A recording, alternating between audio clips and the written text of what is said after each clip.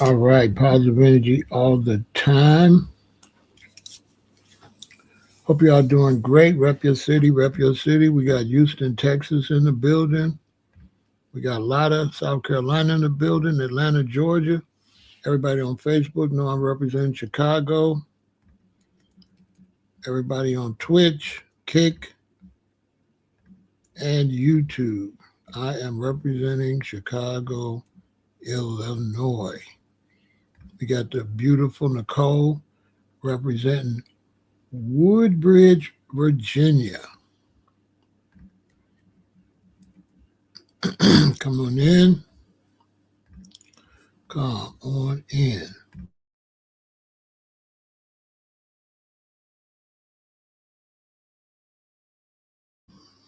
I got to talk about this. Always a pleasure, sweetheart. We got Baltimore in the building. I got to talk about this. I've seen some young brothers. It was about four of them.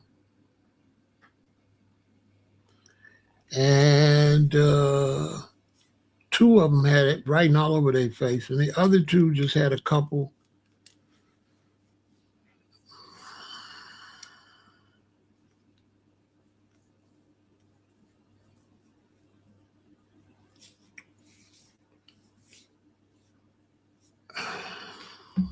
We got San Jose in the building. The two with writing all over their face, they looked a little bit older. Right? You say it's popular people that's crazy or criminals. I get it, I guess. Uh,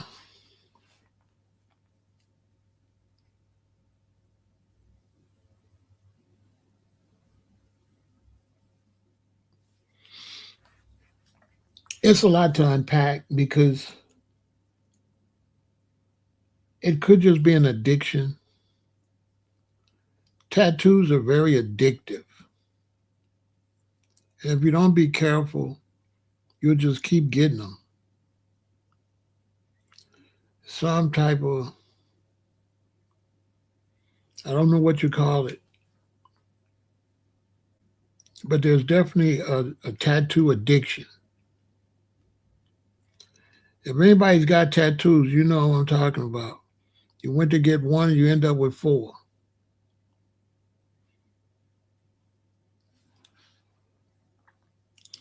I kid you not. And I think tattoos is cool if that's what you want to do. Some people say they're not healthy. The ink goes in your body and all of that. That might be true.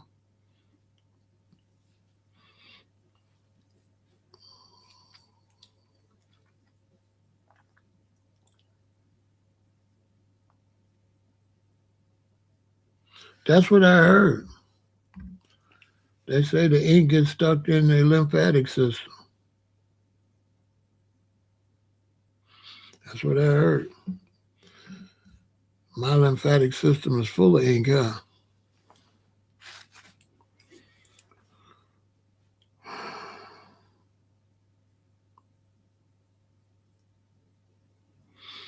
My lymphatic system is shot, huh, Nicole?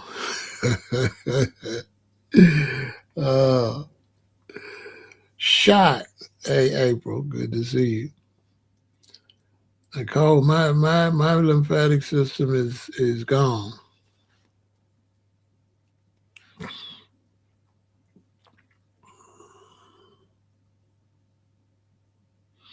It's shot.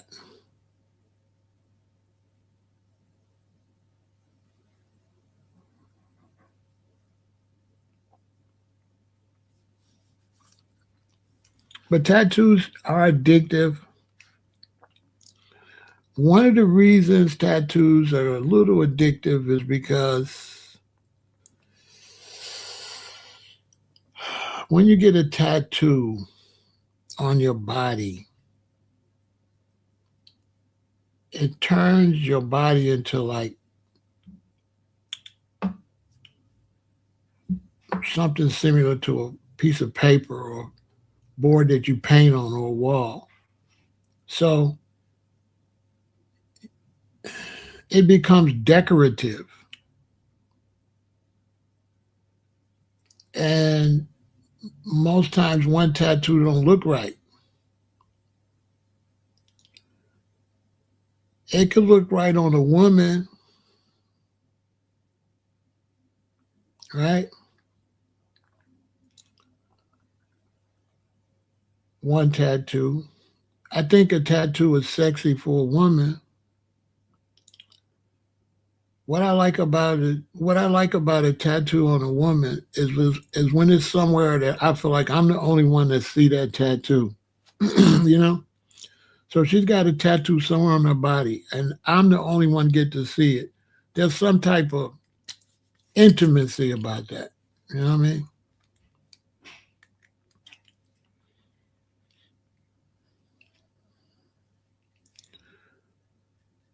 It's like a certain feeling. But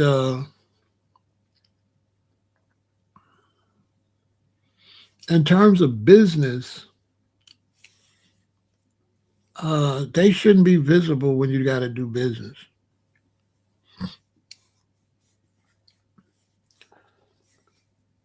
When you got to do business, they shouldn't be visible. Tattoos are casual after work. They're not business related unless you're in the business of doing tattoos or you're some type of rock star or something like that. Yeah, nobody should see them. Sometimes the females get them on their neck in different places.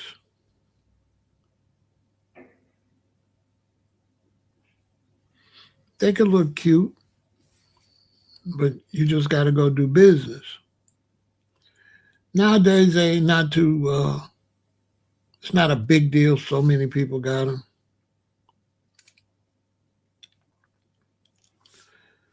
But to write all over your face,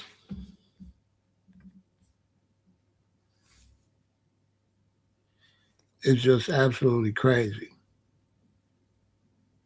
I just don't understand the face and neck tattoos. To me, it seems like when I see young men with face and neck tattoos, it just seems like you're canceling your life out. Modern day tat culture comes from LA, Chicano culture. They had those tats way before any other group. Blacks in LA got tats from them and it spread to the world. Right. But yeah, well, not really. Tattoos come from the Navy, sailors. The first people in the United States that had tattoos was sailors before Hispanics was getting a lot of tattoos. The sailors was getting tattoos probably ever since tattoos been in the United States. I think even when you watch Popeye, I think he got a tattoo. So it was. I knew about Mexicans getting them, but I knew about sailors getting them first. Sailors would get them overseas. That's why they wasn't big in the Army and they wasn't big in the Air Force. They was real big in the Navy. Bikers definitely popularized them. And then the gangs in LA got them.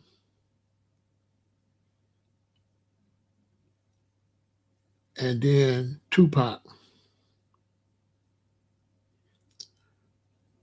Tupac is the one that introduced tattoos to Black Americans. We never paid no attention to no Tupac into no tattoos of Tupac. You know what I'm saying? But the gangs had them. The gangs were getting them, but nobody knew.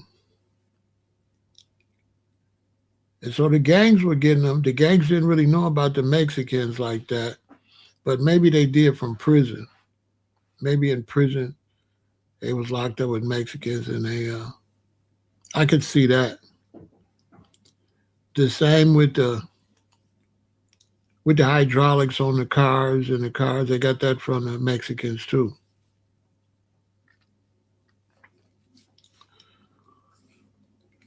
So the Mexicans was doing that to their cars in LA before anybody was doing that.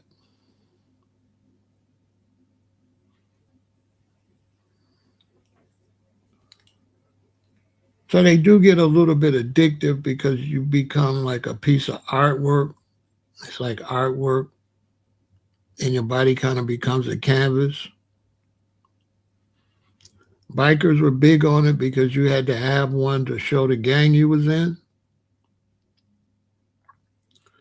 So for the bikers, it was about the gang you was in.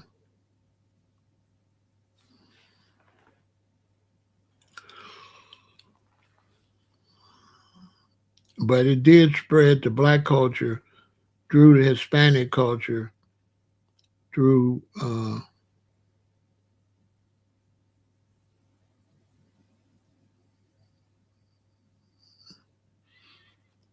through hip hop and Tupac. I would say Tupac.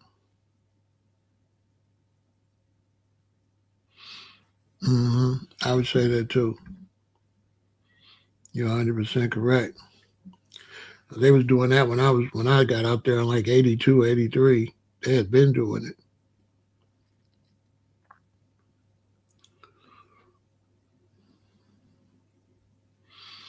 That's when they called some of them the cholos.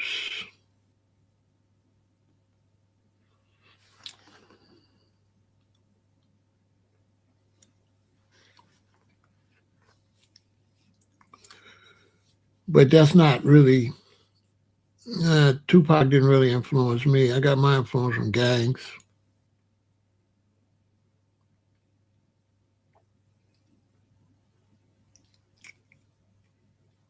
And Chicago was gang culture. You don't get a whole lot of tattoos, but you get the gang tattoo right off the top. And then it turns into more art and stuff like that. But in Chicago, it came from the gangs. The gangs probably got them from the penitentiary, from the Mexicans or the bikers. Because the bikers and the Mexicans was kind of doing the same thing. Because the bikers been getting tattoos forever. And a lot of white dudes are tattoo artists. So the white dudes been not only getting tattoos, they've been doing the tattooing. So like here in Chicago, most of the tattoo parlors is white dudes. So I think the Hispanics and the whites, I would get them around the same time period. Because you had the Hispanic biker gangs too. So it will be real interesting to see which one of those groups was really dominant first. If I had to bet, I would bet on the bikers because of the Navy. I would say that even though the Hispanics really popularized it, but the first Hispanics that was getting those, I would say they would got it from the bikers that been to the penitentiary. And then I would say the bikers got it from guys in the military. If I had to guess, I would think it was guys in the military really the first ones. I think it was an overseas thing. I don't even think it was an American thing. I think America got introduced with tattoos from overseas because why would the Navy have them? Remember, Popeye was a sailor, right? And he had a tattoo, and I think that's because other cultures was doing it way before the West.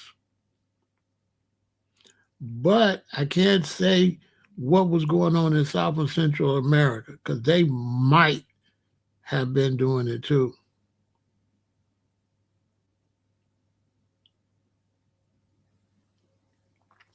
Blacks didn't take after Hispanics. Blacks took after Tupac. And Tupac, I don't know where Tupac got it from, but blacks didn't do it because of them. Blacks did it because of Pac. Because black people, we were not around Hispanics like that. Only like in L.A., maybe Texas, but Black Americans, we're not around Hispanics enough for Hispanics to influence us. Like in Chicago, we got Mexicans and stuff, but they live way over there, and blacks live all over there. Blacks live in the most areas. The Mexicans live in a little area. They're not that influential here. And so in Chicago, the tattoos definitely was gang culture. They was doing it, gangs was doing it, not because of the Hispanics.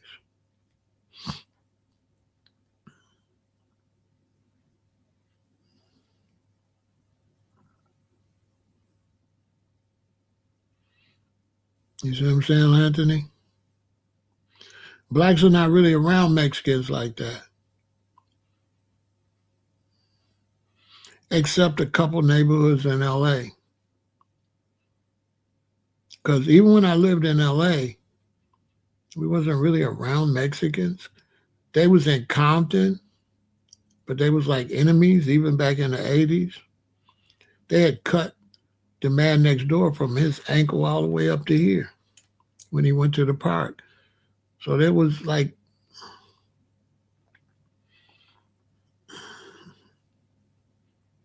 I got into it with a couple of Mexicans in like 82, 83. Because you had two type of Mexicans. You had like the older, quiet Mexicans, Catholics, and then you had like the cholos. And I was from Chicago, so I really wasn't able to deal with the cholos. I ain't, you know what I'm saying? I think the cholos that I did dirty, they probably thought I was from LA or something. But I was trying to be righteous. I wasn't there yet, you know what I'm saying? So I'm coming from like a real street mentality, and I'm trying to grow dreadlocks and be righteous, and so, a couple of cholos, I ain't understand.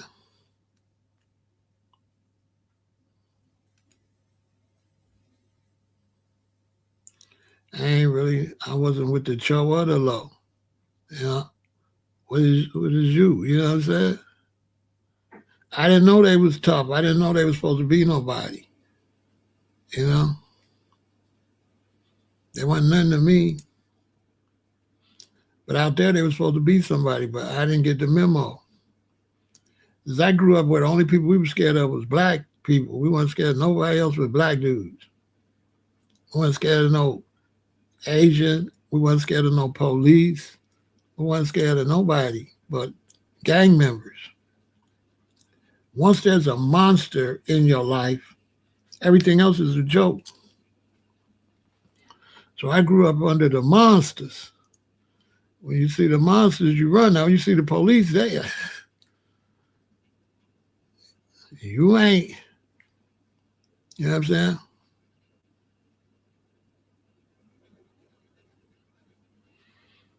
What you mean we as blacks? We individuals. So that's it. That's not, your body is individual. Black people don't own your body. So when you say we as blacks, I don't know what you're talking about. Because if a black person get a tattoo, what that got to do with you? So your way you going with it, Anthony, you're going in the wrong direction. You're trying to group everything,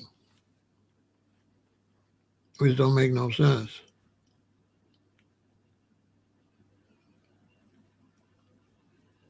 That ain't making no sense. Like ain't no, I mean, I don't know what you're trying to say. There's no way we can influence no doctors and nurses or business black people to get no tattoos. So it seems like I don't know what you're trying to say. I think you're caught up with the Mexican black thing. I think. Other than that, I don't understand what you're saying. What you're saying ain't making no sense. If I get a tattoo, that's we, because I thought that was just me. I didn't know that was we. So if I go get a tattoo, my whole family gonna go get a tattoo. All my kids, my grandkids, because I got one. I'm confused.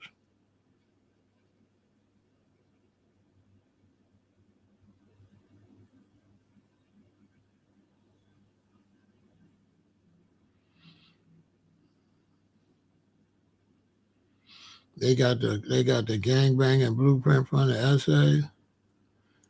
The essays wasn't shit in L.A. I was out there. Black people ran L.A. Mexicans wasn't shit in L.A. Mexicans wasn't none in L.A. in the 80s.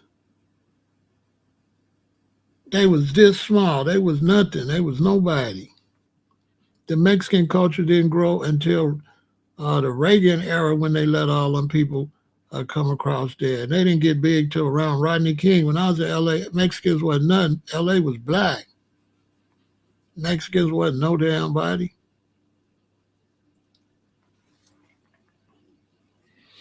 Now, when I was in L.A., Mexicans wasn't shit. When nobody paying no attention to no Mexicans, not like that.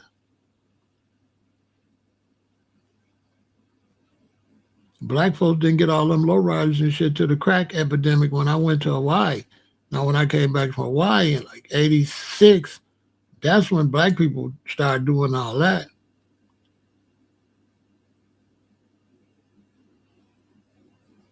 But Mexicans wasn't shit in LA until after Rodney King. That's when they took over LA. When I was in LA, Mexicans wasn't shit. They ain't run nothing. They wasn't nobody in Compton. They wasn't nobody all up and down Vermont, from one end of Vermont all the way down. I lived out by Manchester. Wasn't no damn Mexicans out there. Wasn't no Mexicans nowhere. Wasn't no Mexicans nowhere around where Lemur Park is at. Wasn't no Mexicans nowhere. The black folks ain't stereotyped with no tattoos. What you talking about, bro? What are you talking about? Y'all, black people are stereotyped for tattoos?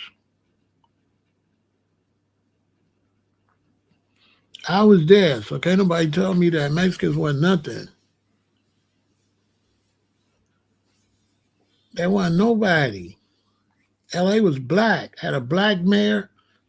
I didn't see all them Mexicans. Listen, I used to sell incense and stuff downtown. When I went to went to Hawaii and came back, it was Mexicans all up and down downtown. That's when they came.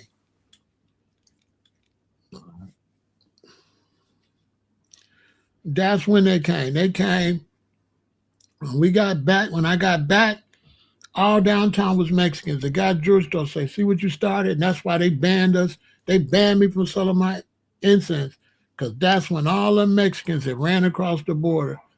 And the place was raggedy. It was a mess. That's when the Mexicans took over around 87, towards the end of the 80s.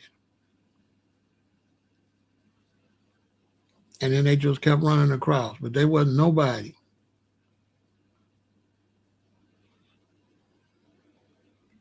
They lived in like San Diego. They wasn't in no L.A. like that. L.A. was black. And when I was in L.A., when I first got there and left, black people was driving like them regular medium-sized cars like Nissan, uh, BMWs, but they was driving plane cars. The big one back then was Lexus, little stuff like that. When I came back, that's when they was bouncing all up and down the street, and they used to have the police downtown, and they had like a thing with chalk on it. And when you went one way, they'd rub the chalk on your tire. They would rub something on your tire because they didn't want you to keep going up and down. I'm sure they got to the end and wiped it off and came back though. But yeah, they wasn't that big, and they still wasn't that big then. 87, 88, 89. They didn't get big until Rodney King. After the riots, they came in and took a lot of that land. Because when I went back, that's when Mexicans was everywhere. When I went back in like 2000, you're 100% right. 2000, after Rodney King. When I went back, and I went down Vermont to where that school, I think it's Hollywood, I think the school is called, one of them. It was Mexicans everywhere, no blacks. I said, what the hell? I was going to get me an eggplant sandwich. The brother used to have a spot where we would get the eggplant sandwich and fries and stuff. And I went down there, it was all Mexican. I said, damn, the Mexican took all the black people's land? So you 100% right. That was 2000 for sure. That was definitely 2000. For sure.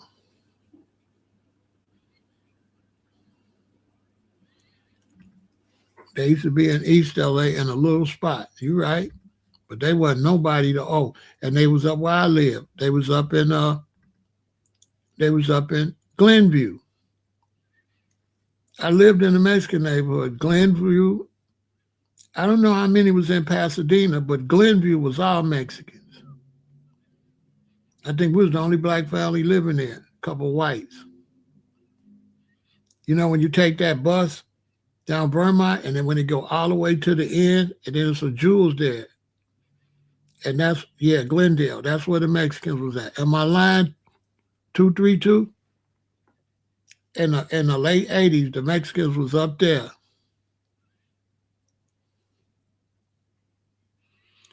Crips say low.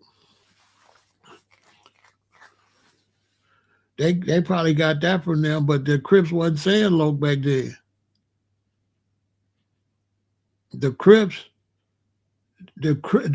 wasn't nobody in the 80s. They called the Crips cowards running packs. The Crips didn't even get established until the late 80s. The Crips wasn't even established like that. The Crips was nothing. The Crips didn't get established until I got back from Hawaii. When I first got to California in the early 80s, the Crips wasn't nothing. No, and the Bloods, none of them was nothing. But they do say cuz. But the Crips wasn't nothing. They exchanged influence in jail. That's where they exchange influence, not on the streets. Because when they locked me up in the glass house downtown LA, that was the first time I was around a bunch of Mexicans. And it's the glass house because it ain't bars, it's glass. They got these big ass rooms with about 4, 6, 8, 10, 12, 14, 16, 18, 20, 21,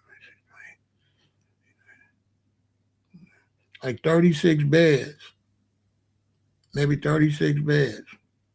Right? Right. They started coming down when I got back. Yeah, when I got back. And when they locked me up in the glass house, that was the first time I was around a bunch of Mexicans. But like I said, the Mexicans, the Mexicans had been they came up in that late 80s. That's when they started coming up under the, I think that was Bush or Reagan.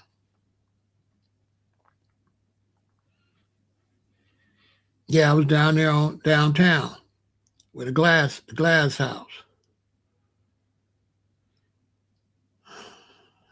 Because I remember two Mexicans got in a fight, and all the blacks say, "Get out of it! Don't say nothing. Step out of it," because it was two Mexicans locked up in there with us.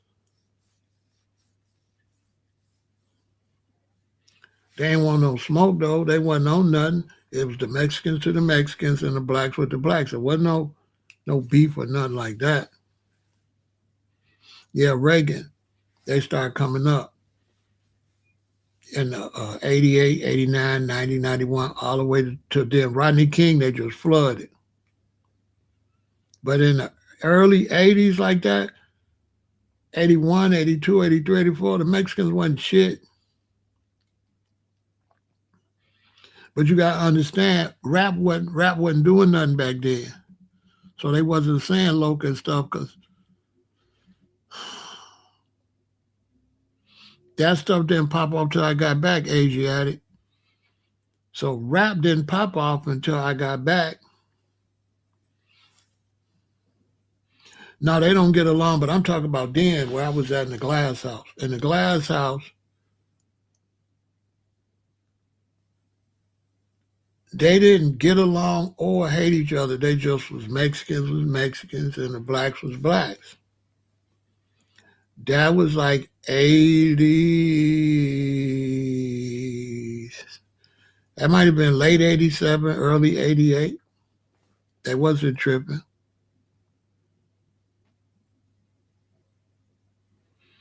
Oh, they stopped selling them up with us. But when I was there wasn't no beef like that. We wouldn't have did nothing but beat their ass.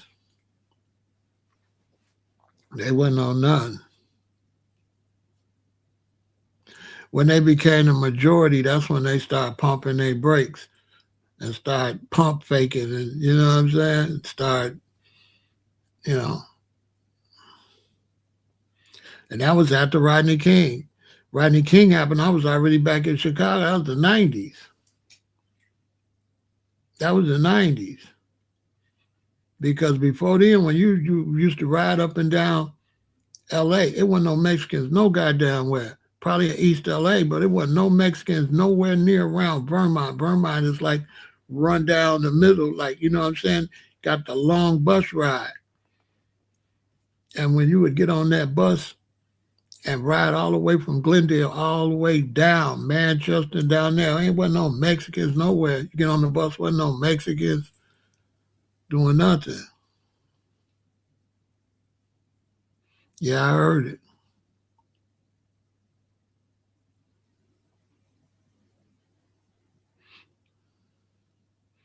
No, I don't miss being in LA. I wouldn't trade Chicago for no LA. Too many Mexicans. It was nice back when they had the black mayor and LA was black. LA used to be black. LA wasn't no Mexican, nothing. That's a false scenario. In the early 80s, LA was black, dominantly black. When I went back in the 90s, it was Mexicans everywhere. I said, where the hell they came from? Matter of fact, when I came back from Hawaii, like I said, I used to sell incense downtown on 7th. 6th or 7th, right there. It's the jewelry store. I think that jewelry store's still there. I used to sell incense in front of the jewelry store. I went to Hawaii, came back like 87, 88, and the jeweler came out and said, you look what you started. You looked, that was Mexicans everywhere. That's why I went to jail. I went to jail because the Mexican was down there urinating between cars, taking craps between the cars, right? So the police banned nobody from selling nothing. Because when I first got there, I started selling incense by mistake because OG and them said you got to find your own spot. And we got off the bus and there was a lot of people downtown. We just started selling, so we just took a spot downtown. There was nobody downtown LA selling nothing but me, my boy, and my woman selling incense, and a Mexican lady selling mangoes on Broadway. This is real history. There was the Mexican lady selling mangoes. She wouldn't cross 6 though. She would go so far there and go back down, right? We was the only ones down there making any money. When I went to Hawaii and came back, it was Mexicans all up and down the street, urinating between cars and stuff, so the police banned it. They try to make Chicago. How you gonna make Chicago Compton? Compton little, L.A. Chicago ain't no L.A. L.A. downtown look like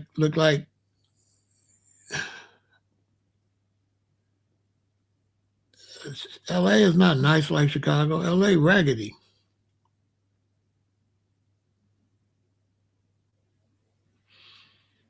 LA ain't classy like that. You got to go to those neighborhoods. You know, they show you those neighborhoods where the Hollywood people.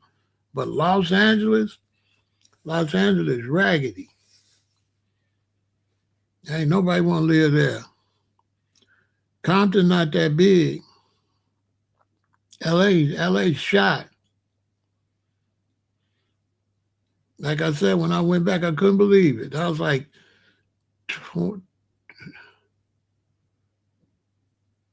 that was like 2007, 2008, 2008, 2007, 2008, 2009, something like that. Man, I said, what the hell? They let them people destroy LA. No, I take Lake Michigan over Venice Beach any day. Ain't nobody got no beach run down the whole city. Not New York, not LA, none. We got a beach run down the whole Chicago. And guess what? You got the Lakeshore Drive, the beach. You can't put no businesses on the side where the beach is at. It's for the public. Facts. So the whole beach is for you and your family. Picnic, camp out, play volleyball, stuff like that. All the way from far south, Rainbow Beach, till you get all the way up on the north side.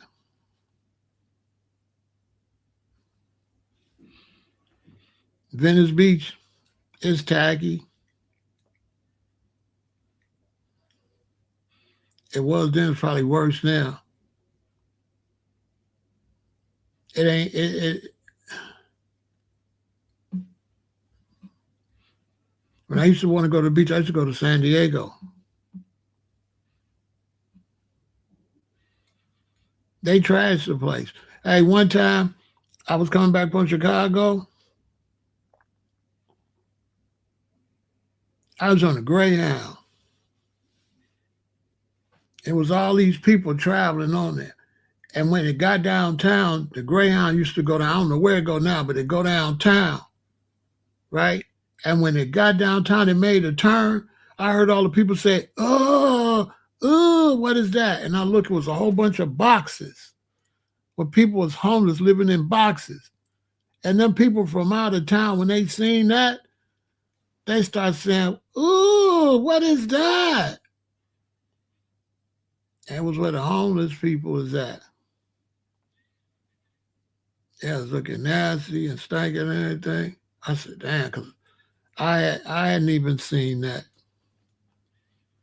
Back where the Greyhound station is at, they let them Mexicans ruin LA.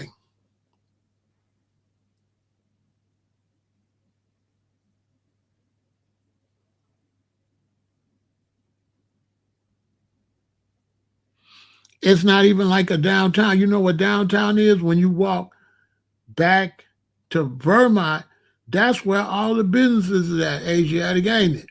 Like when you walk from downtown and you get back to Vermont, I forgot, it's a district right there. And that's where Suge Knight and all them was recording in them nice buildings. That looked more like downtown.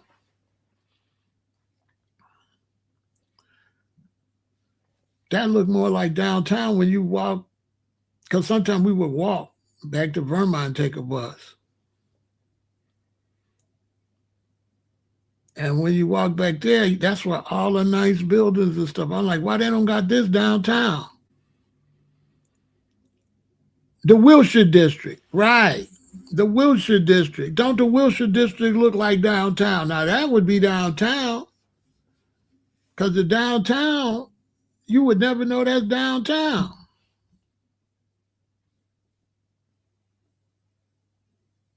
No, not Beverly Hills. I'm talking about the Wilshire District. Now Beverly Hills.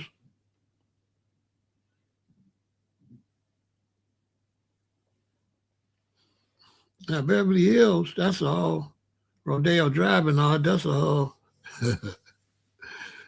I remember when I went over there. I forgot what we went over there for. And I seen all the rental cars renting Bentleys. I said, dang.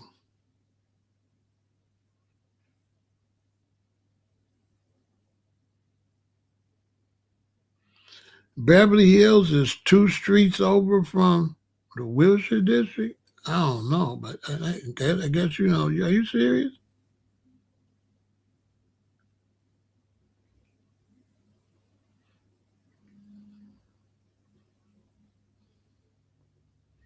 I might not be talking about the Wilshire District because I'm talking about right there on Vermont.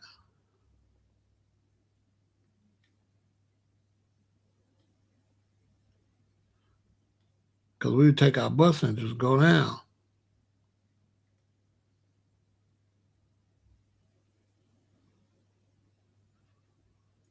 I think we're talking about two different places because they had the Mexican food that stink over there too. So that ain't Beverly Hills. We talking about two different places. I don't know if that's Sixth or Seventh and Vermont. What is that? One of those streets. I think Sixth or Seventh in Vermont. When their area is that? That's the Wilshire district. Now, the Wilshire district is not close to Beverly Hills. I had to drive a long way to get to Beverly Hills. The Wilshire district is by Beverly Hills? No, it's not. I'm tripping if it is. Hey, 232. If Beverly Hills by the Wilshire district, I'm tripping. It can't be. It don't look like it is when you over there. It's close.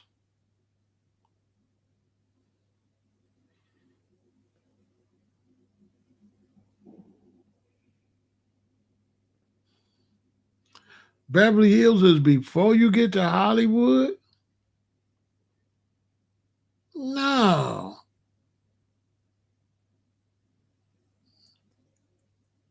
You know where you get to where everything split? Santa Monica, Hollywood, and uh, Sunset, right? You know where the 3 split is at? Used to be the store right there, and the prostitutes, right where they split.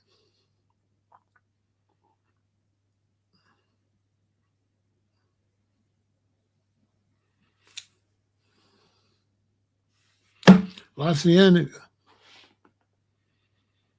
Okay, so it's further then. It's further. It ain't that close. It's not close. It's not that close. It's further if you keep going.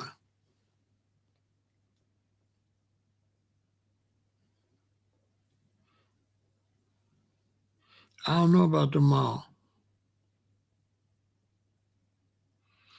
Wilshire goes west all the way to Beverly Hills. How many miles? How many miles? How many miles is it from Vermont going west to Beverly Hills? That ain't next door. It ain't close. You can't walk.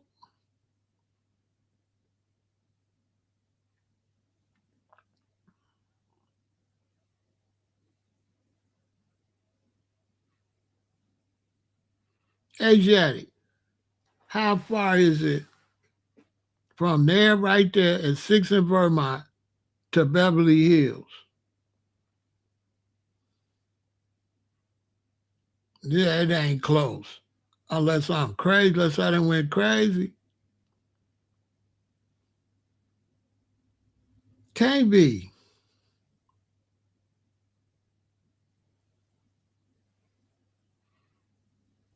4 miles. Oh, okay. Well, yeah, okay. 4 miles. 4 miles is a long way. 4 miles is 8, 16. That's 32 blocks.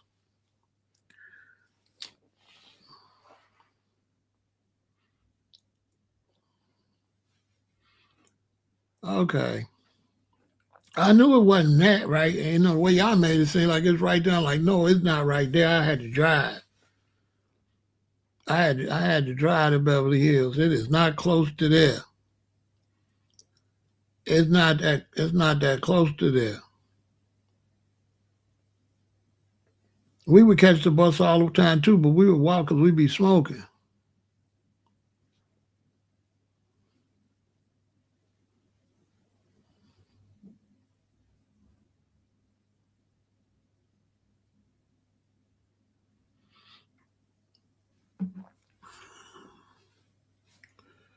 But the tattoo phase with all over your face though, that's too much. This too much. And it's like I know about being young and making some mistakes, but come on, man. Why would you make a mistake? You got to go get laser surgery over your whole face. You got to get that off your face. Where you gonna work at? What you gonna do? What you gonna do when you get like 40 years old?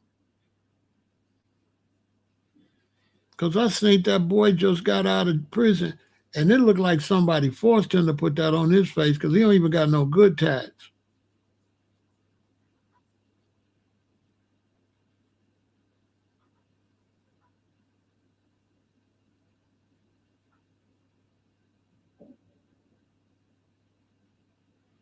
No, I wouldn't move to LA. I don't like earthquakes at all. And I like living around black people.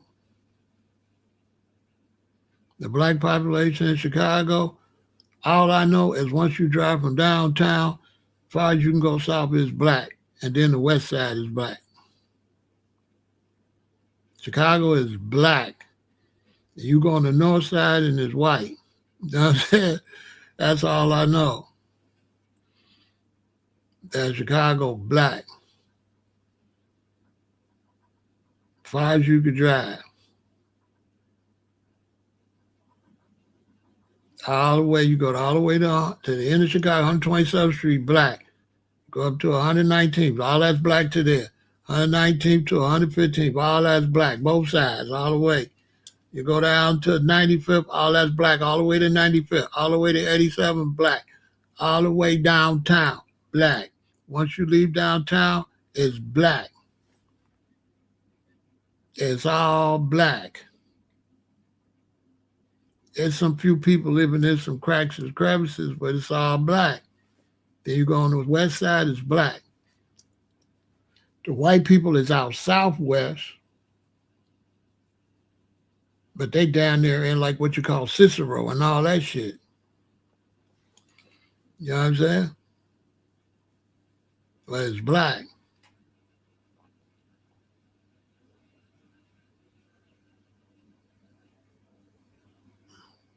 When I go to other places, that should be weird to me.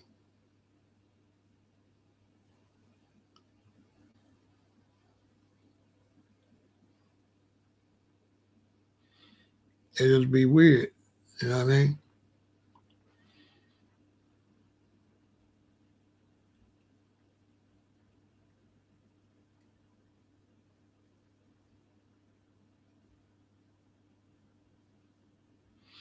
Yeah, the blacks moved right mostly around Rodney King. After Rodney King riots and all that, And I went back, they had all dispersed. Let the Mexicans take over. I can't live out there. Yeah, whites is in the south, in the southwest, and they on the north side. But the north side is everybody too. But that's where some of the whites is because they got to go to work. And then the majority of the whites is out in the suburbs. They drive here to work. They live in them west suburbs out there.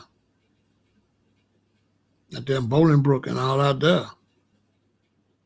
And they take the metro train to work. They commute to work. They don't live here. Now you got some that live downtown in them high rises though.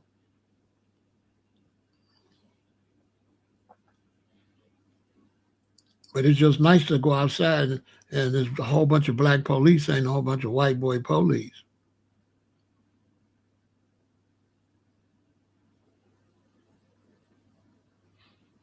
You know what I'm saying? It just, you know what I'm saying? And then it's like as far as entertainment, everybody's doing entertainment. No, it's a bunch of black people, so everybody come here all the time. We have big old picnics. When the summertime comes, you can't even go to all the picnics at one time.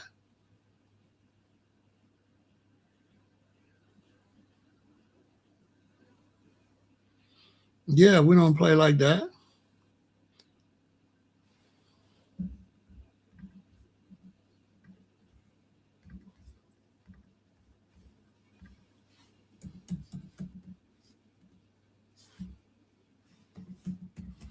Now we get money too.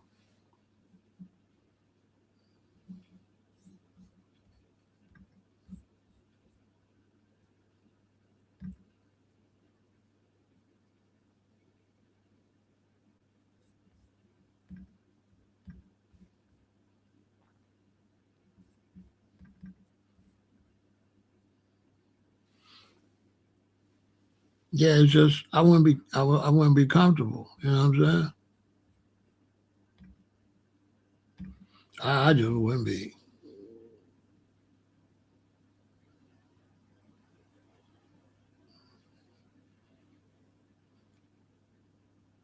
You know what I'm saying? I wouldn't be comfortable. I like the transportation system here, money, the jobs, the money,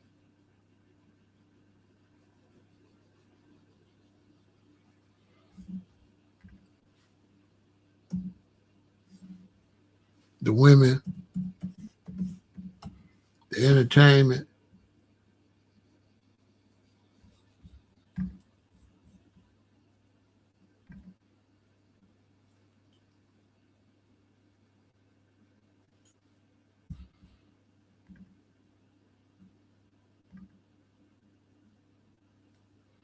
I don't know if I could.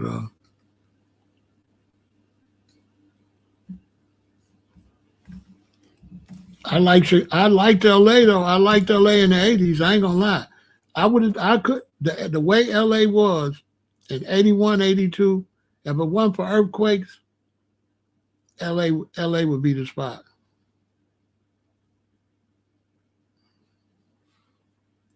I ain't lying.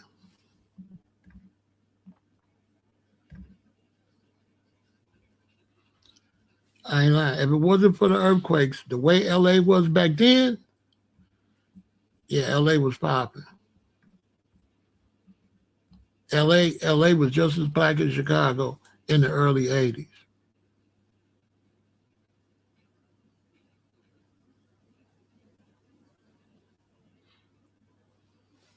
With heavy on the culture. LA was heavy on the black culture too. Heavy on the black culture.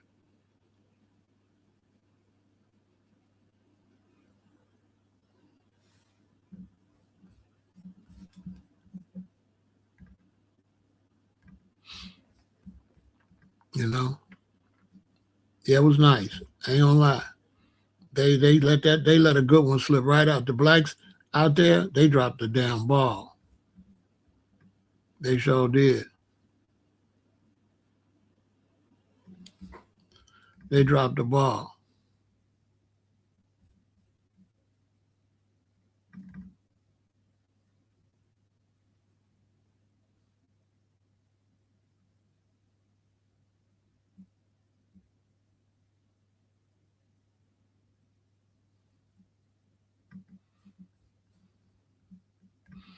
Yeah, they dropped the ball. They ain't got no political power and stuff like that. You know, here,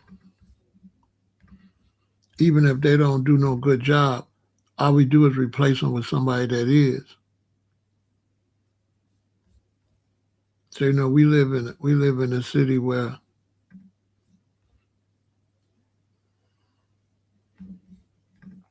you see what I'm saying?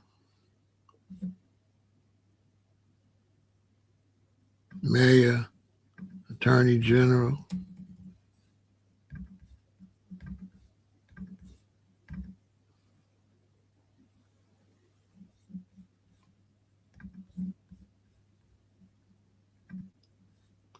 chief of police.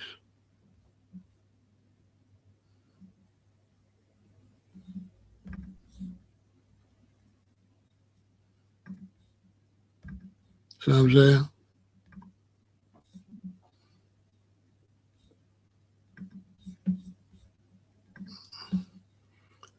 Uh, what is Winkle?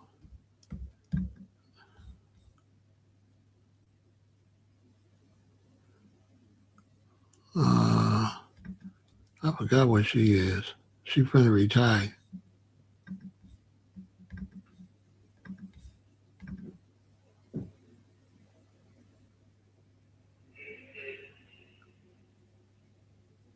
You know, you just can't get that anywhere.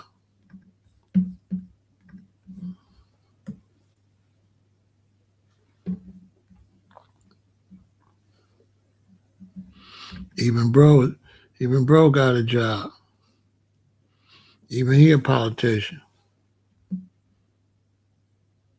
I think he a senator.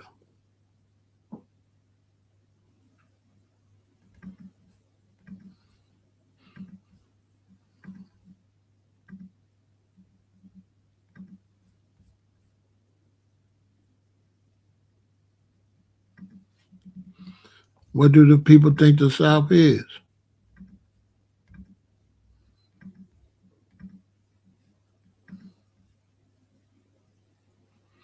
What they think it is?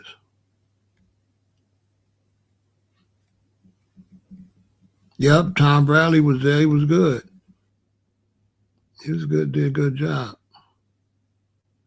Most people moving elsewhere. Many are coming to the South.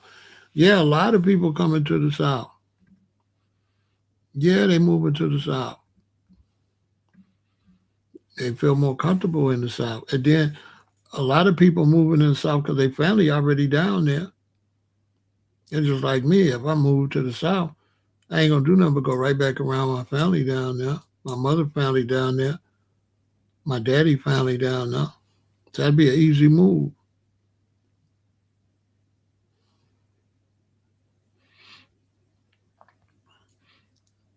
But what people think the South is? Because I ain't never heard nobody have no impressions, no bad impressions about the South.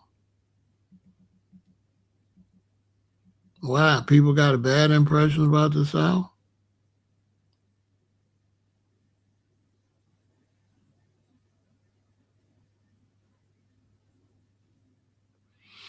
Yeah, but you say the South ain't what people think it is. What do people think it is?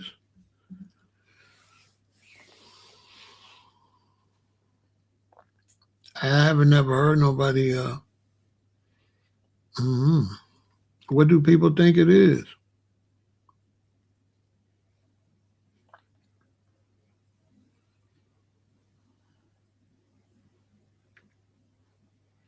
I've never heard no description of the South. So I'm interested.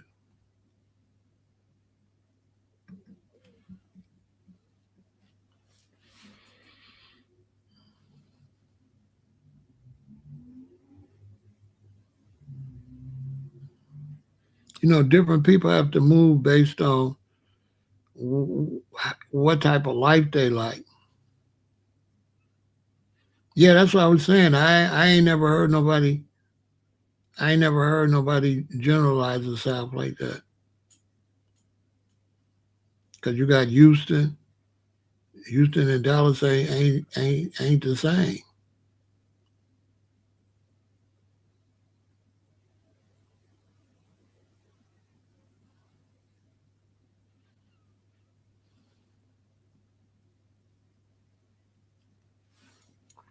It's not the same.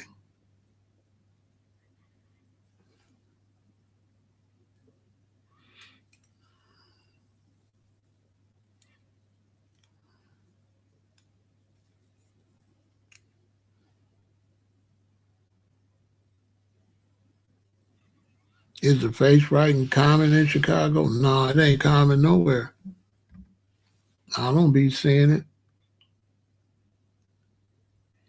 Some of the gangbangers, they'll get like one thing or something, but I ain't really seen no bunch of people writing on their face like that yet. But it's real. It's becoming common nationwide, though. I'm seeing girls writing all on their face. Face tattoos is getting common. They're not writing all over their face, but they're getting face tattoos. The younger generation. I don't know why.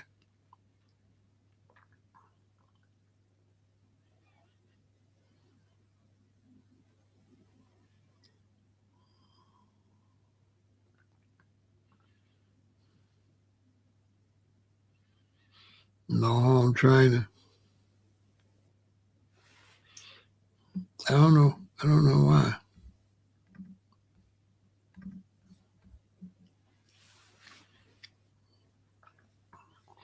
I know you shouldn't do that because you got to get a job. You got to make some money.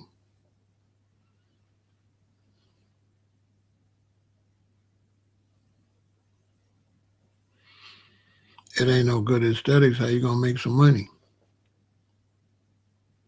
You know what I'm saying?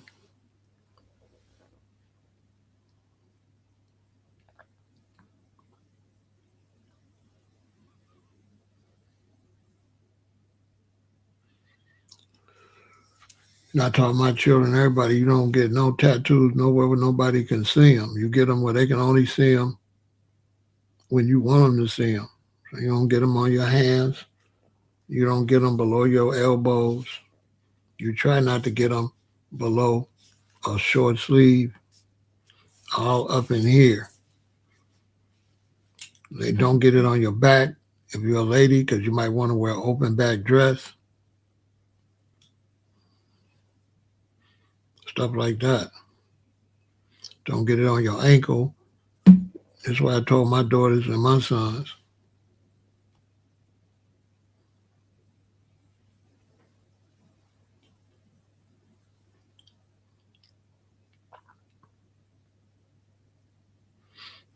I got a lot of tattoos, but you wouldn't know unless I took my shirt off.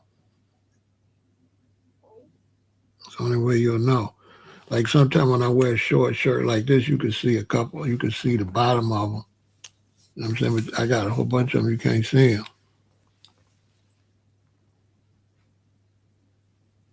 You know what I'm saying?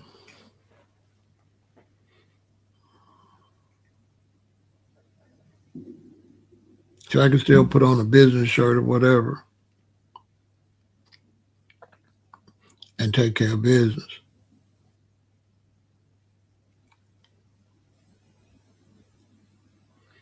That ain't bad.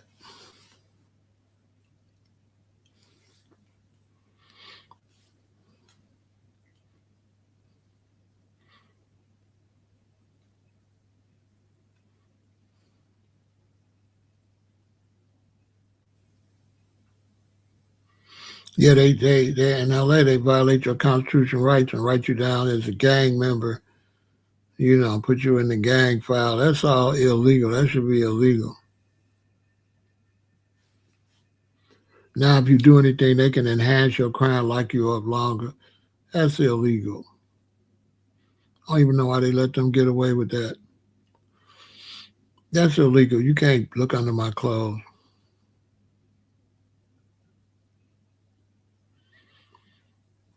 I mean, if she got snakes and stuff on her while she breastfeeding, hey, that's her business. You know what I'm saying?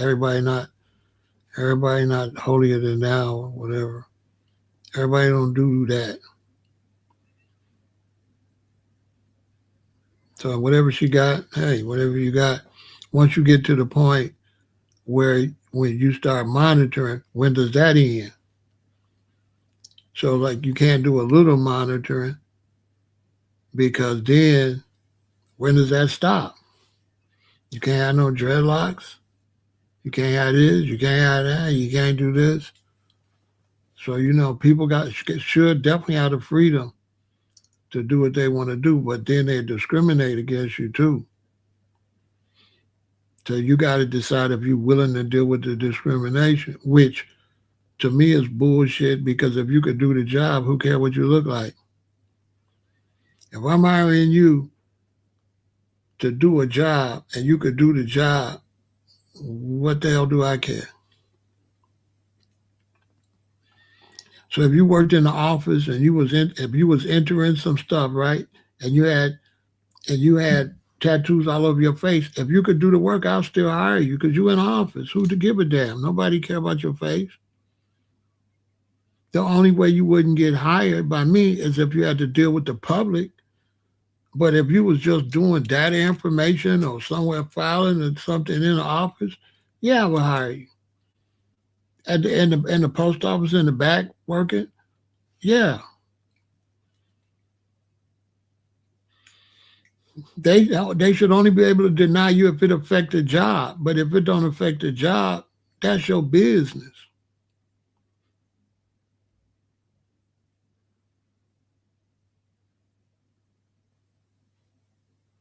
You still got a right to earn a living. Now the people that sell their soul to look like what the devil and Babylon tell them to do, they want everybody to do that because you're a good boy or a good girl and you do everything master tell you to do, and you got your hair cut the way master tell you to cut it, and you dress the way master tell you to dress. And so when somebody, you don't want nobody to get no job that ain't kissing ass like you. So now you want to say they ain't fit to get the job because, you know what I'm saying? But the job don't, they looks, you can't show where they looks affect the job. Because I had dreadlocks, nobody wanted to hire me. And I'm going to be in the room somewhere working. What the fuck my dreads got to do with the job?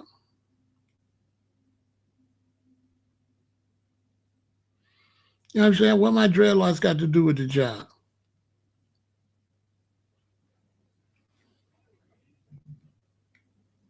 I got to cut my hair because all the other brothers be at the barbershop. Got nothing to do with the job. Dude got a haircut. He don't even do the job right. He get fired.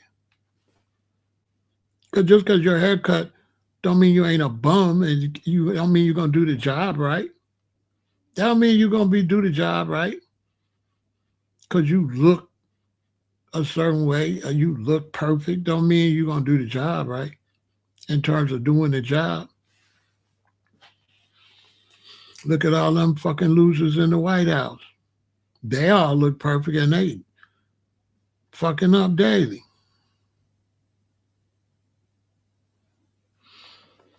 So I dealt with that a long time. That's why I had to work for myself.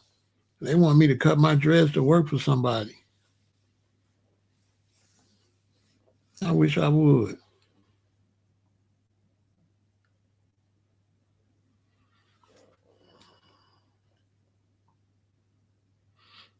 One time I got on the phone, I was in LA. I got on the phone booth and I found a place to say hire and I called them. They said, yeah, we hiring. Come on. And it was just right around the corner.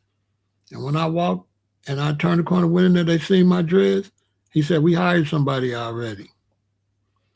The other black people working there, they was laughing and shit. They was glad I didn't get the job.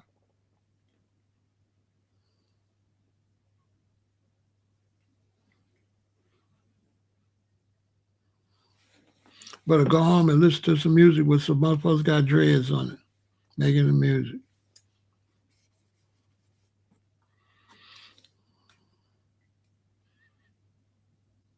So a lot of that shit's discrimination. Because you got to ask yourself, if you start working in your 20s, you work till you 65, somebody got the right to tell you what to look like for 45 years of your goddamn life?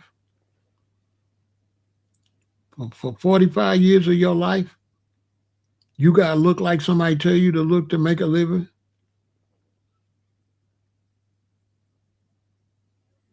You a slave then. You a slave. They're like, yeah, you can work for us, but you got to look like this. Unless they can show you where the look does something for the job, make it make some sense. But these be jobs where a lot of times nobody gonna see you anyway. You working.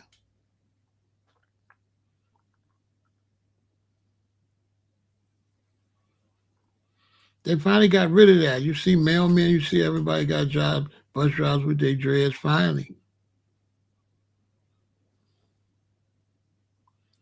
But the people that ain't got no dreads, a lot of them is haters. They're like, I don't hire them. And then you discriminate because of some way somebody look, and then they discriminate because your ass black. What's the difference? What's the difference?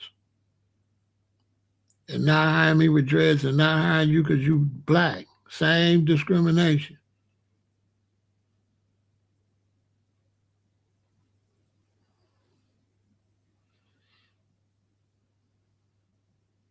What's the difference?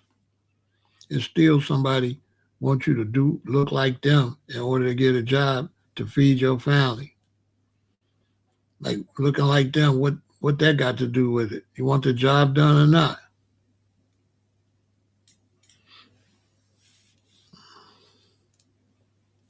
And I went to apply for a job at telemarketing. When I walked in there, they told me, sit down, dude gonna come out and interview me. And a brother came with a big apple cap on full of dreads.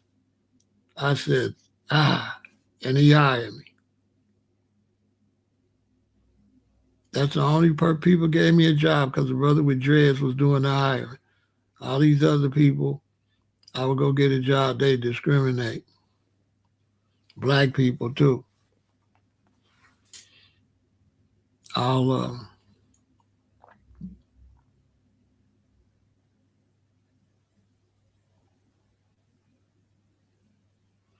Yeah, I mean they should be non-visible, but they should be non-visible for your benefit, so they'll hire you, but they should hire you anyway if the job don't have nothing to do with appearance. So I got two sides of that. I'm telling them, for you to make it out here, you don't want that all over your face. Because that ain't like dreads. That's something you could do without. But if you could do the job, they still should hire you, Asiatic. Because the job is a job. It's not a beauty contest. So if you got work that need to be done, that need to be strictly based on, can the work be done? It should not be based on looks. So it's two sides. I'm telling the brothers, don't do that. They're going to discriminate against you. But I don't agree with them discriminating against them. I don't agree with that. If I'm hiring you and you can come do the job, I don't care about the tattoos. Just come do the job. The only way I'm going to care about the tattoos, if the tattoos affects the customers and the customers don't want. But if you ain't dealing with no customers, you're in the back room doing shuffling mail or doing something, or you in the office where nobody going to see you but the rest of the employees, and it's not going to affect business, you're hired. I would hire both of them if they could do the job and their looks didn't affect the business.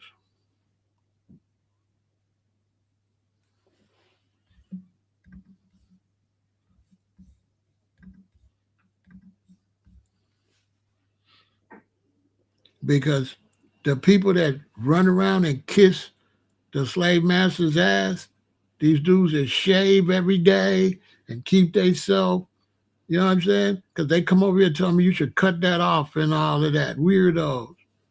Those are the type of people who want to hire me. They say I should cut this off. And if it was up to them, I wouldn't be able to eat. They wouldn't hire me and let me eat because they don't like the job ain't got nothing to do with this. The job is the job. At what point is that righteous? That's not righteous. Just put up a big sign. Anybody want to work? Y'all all got to look alike, like fucking robots. Just put the sign up. So yes, I'm telling the brothers they're going to discriminate against them. But it's not right that they're going to discriminate against them. No. That's not right. They still got to eat. They still got to make a living. They still got to take care of themselves. And if they can do a job and their looks don't make no difference, why they can't do it?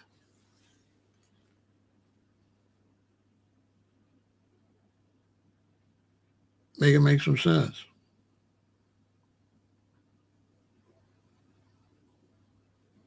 Who give a damn if you just delivering mail? What you look like? Just put the mail in the box and keep going. If they came up my stairs and put mail in the box, I wouldn't give a damn. They job to put the mail in the box. Yes, they should be hired to deliver the mail. Their looks have nothing to do with putting the mail in the box. What? What do they looks got to do with putting the mail in the box? Nothing. All that people gonna look at, people need to mind their business. But then when I say you too fat, then it's like, oh no. Because these dudes with they like that, they could deliver mail, but a 300-pound woman can't walk up and down the block and deliver no mail. So who would you hire? A 300-pound woman that looks decent to deliver the mail, or some strong young men that could deliver the mail? If they could deliver the mail, they could deliver the mail.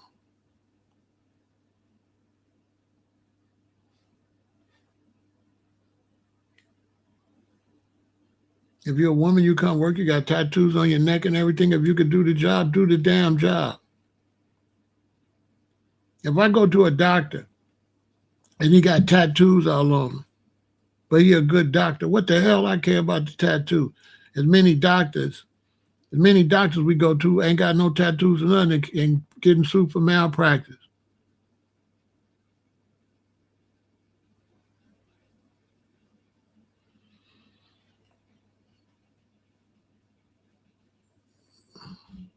You're locked out of most jobs. Is it right though? Because you clean shaven. So you're going to get the job. But is it right though? Okay, let's say like this. Let's say they wrote all over their face. Should they starve? Should we starve them? Should we ban them out of society and starve them to death? Because you can't fence straddle. Should we starve them to death? Should they be denied any kind of way to get any money and feed themselves and live? Should they be denied apartments, places to live? Should they be denied to get on a bus or train? Let's just throw the ball out there. How far do that go? So they don't got no right when they go to apply for an apartment. They're supposed to look at them. If they ain't got no criminal record, they might have been in jail. They ain't been years. They've been out.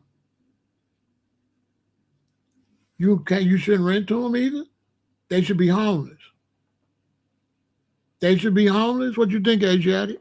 They should be homeless. They shouldn't have no opportunity unless they look the way y'all want them to look. They don't got the right to eat. They don't got the right to earn a living. Put it in the chat. Because to me, they still got the right to earn a living. They still got a right to rent. They still got a right to feed themselves or whatever. They should not be denied life based on what I don't like. I don't like it. but it ain't my face.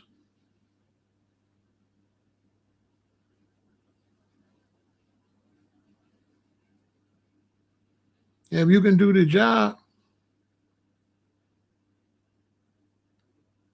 you see what I'm trying to say? That's what I'm trying to say. I'm trying to say on one side, I'm trying to tell brothers they will lock you out. So you're right, Asiatic. They will lock you out. But the other side of me, I'm not really cool with them locking them out. I'm not really cool with that.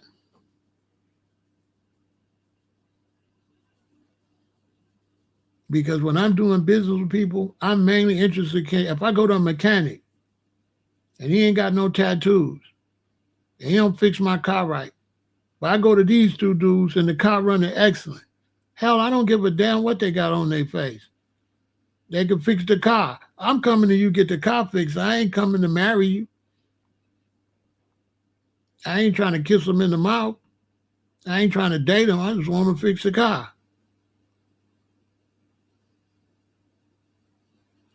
So I think people should be hired based on their skill. Do you got the skill? Can you do the job? You're hired. You know what I'm saying? Now, if you're doing customer service, no, I can't hire you. Not because you can't do the job because the people ain't gonna want to deal with you. So if it's a job where they're gonna run people away, no, I can't hire you because you can't do the job because of the way you look. See, the way you look, you can't do the job. And that's one thing. There's a lot of jobs they can't do. That's the problem, Asiatic. But there's a lot of jobs they can do. I don't know why you can't drive a truck across the country looking like that. Who give a damn? Just get the package done.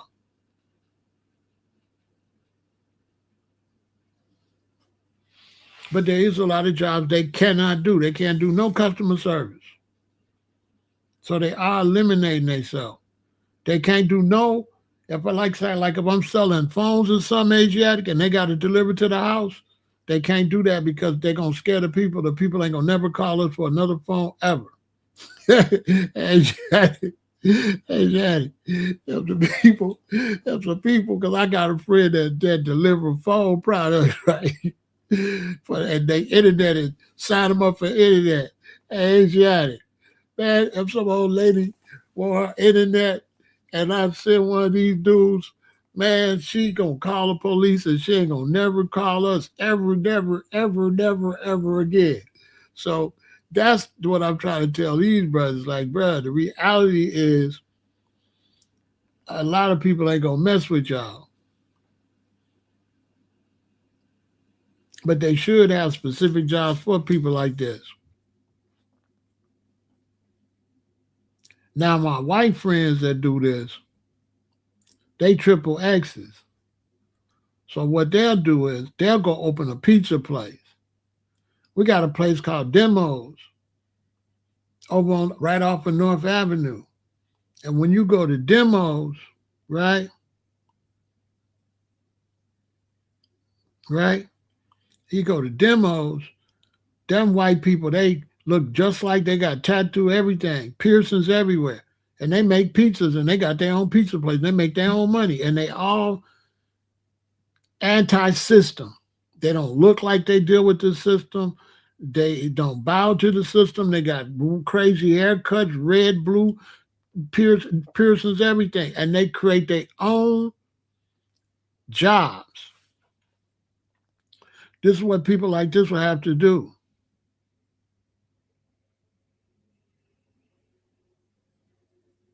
Yeah, it's going to definitely scare people. You ain't going to be able to do certain customer service and stuff like that. But if it doesn't run away customers, it should be illegal to discriminate against them. Because you won't be able to prove in any kind of way how they hurt business. The only way they hurt business is if they run away customers. That's the only way that you'll be able to tell me they bad for business. But there's a lot of jobs they don't have to deal with customers, and it won't be no problem. Why they can't work at Amazon? Why they can't work in the back in Amazon, loading and picking up them packages and shipping in Amazon? But all that stuff got to be processed, and a whole bunch of other jobs. Like when I go to the post office, they'll have two ladies in the front. Then they got people working in the back. They could be in the back. Now they can't be in the front, but they surely could be in the back of the post office working. I don't see how they can't.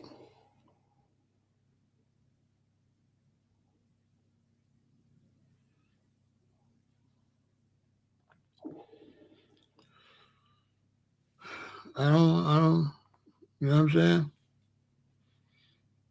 And me and my son, I would definitely tell him don't write all over his face, though. I would tell him don't do that. Don't. Because sometimes we got to face that it is what it is. And even though they shouldn't discriminate against you, they gonna.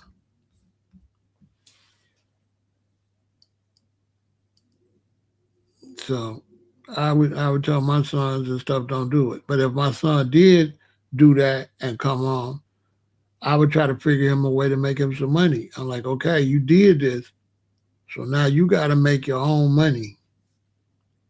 You got to do like your daddy did. You got to be an entrepreneur. Because the way you look ain't got nothing to do with mail order and your website. They ain't looking at your picture. They looking at your product. They only got to know what you look like. And there's people all over this country making millions of dollars and you don't know what they look like or who they are. So I would tell my son that, listen, you got to get you some money then. Get into something where nobody don't see who you are. That's all. You got to work for yourself.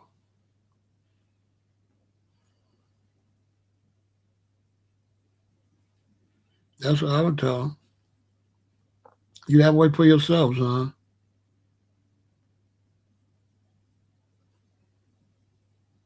Which is best anyway, because jobs is nothing but slavery. Jobs is the worst because you got to be there too many years. You got to be there too many years.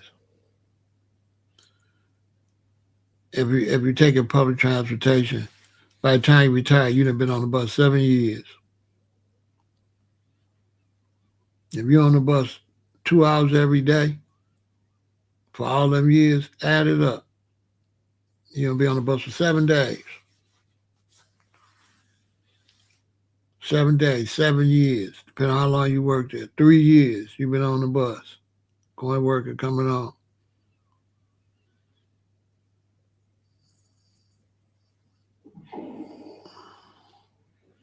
So I don't like jobs anyway.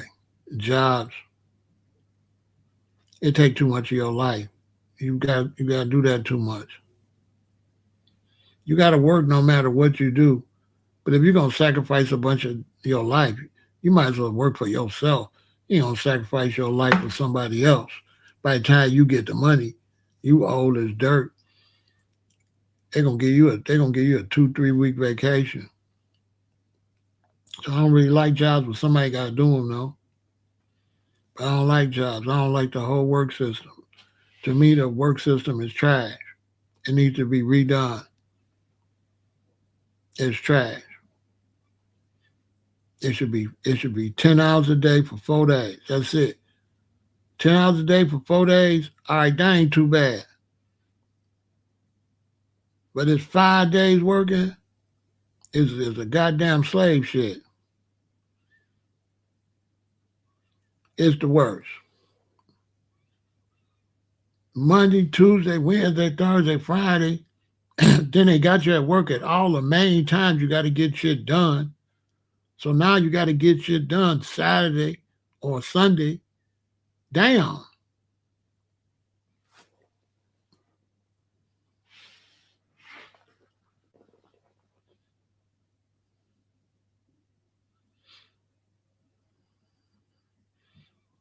They did a study and they said if you work a job, you only get 10 hours to yourself. That's what they said. They said when it all said and done, you're going to get 10 hours a week, just enough to get enough rest to go back and do it all over again. I should have saved that. They ain't lying though. If we got a 2-hour commute and 8 hours work, that's 10 hours. It's only 24 hours in a day. 10 hours, 8 hours sleep, that's 18, 6 hours. Then you got to cook and eat 4 hours. You get 4 hours a day out of 24 hours. So you try to stretch, you try to stay up and watch a show or something, so you be sleepy. It's straight slavery. Ain't no way. I would have just been retiring. All these years I've been free, working for myself. Right? I've been free all these years. I wouldn't trade that shit for nothing. Hey, you know why I didn't work? I was working for the Treasury Department. And a lady was retiring. She was 60, she was 65, I think. She was retiring. And they gave her you should have seen what they gave her, like a little. And then working for the Treasury Department, it's like, you only get 2 weeks for so many years. And then when you work so many years, then they'll give you 3 weeks off for vacation. But I was young. So I started adding that shit up, man.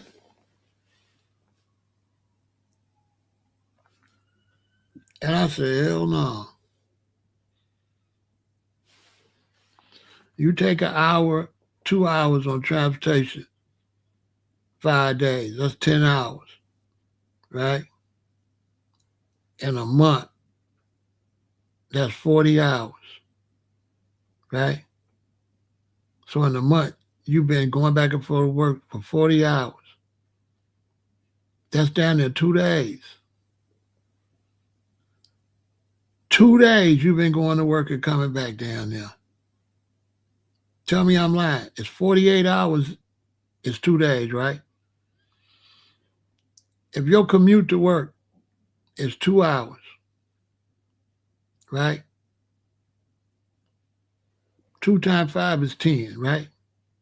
10 times 4 is 40, right? So just your commute to work is 2 days.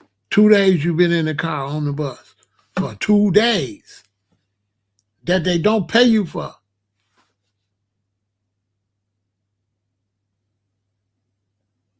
Two days, give or take. It's really like a week and 2 days. Like a week, that's 2 days. Then you need another 8 hours. Monday, Tuesday, Wednesday, Thursday. So a week.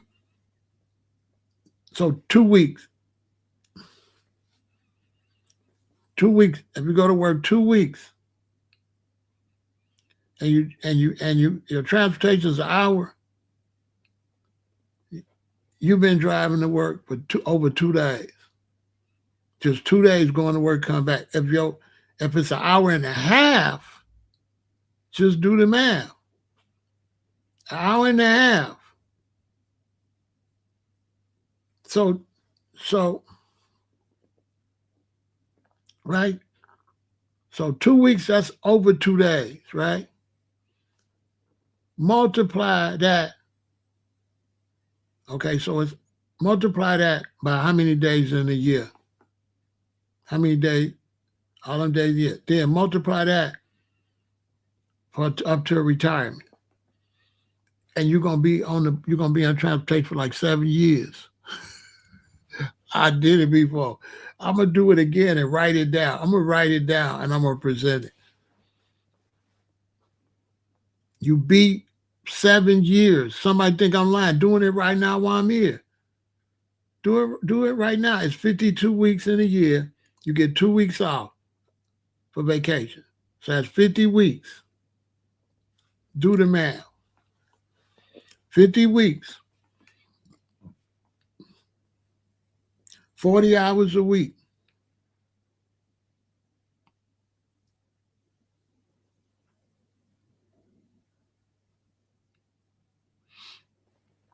Do the math.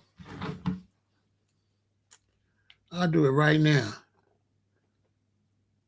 Watch this. I hope I don't mess it up. Watch this. You probably don't want to watch this. I did this when I was a shorty. Like I was at work. I did it at work. And I said, oh, I can't work. I can't work. I can't work for these people. Watch this. Okay. We already established 2 hours. 2, 4, 6, 8, 10. 10 times 4 is 50. 50 hours a week.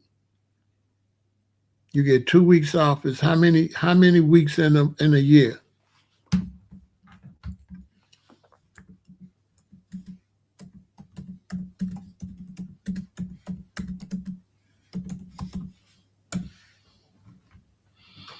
It's 52 weeks in a year, right? You get off 2. So 50 hours. 50 hours times 50. That's 2,500 hours a year. 2,500 hours a year.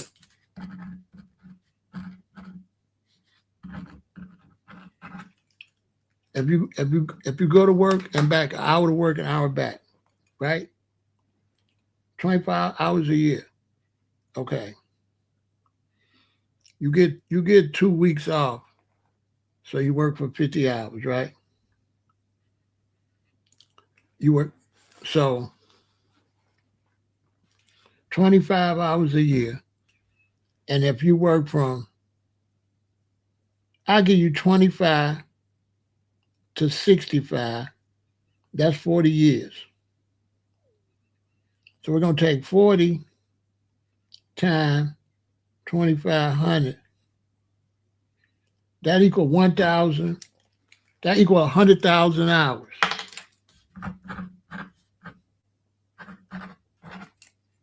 A 100,000 hours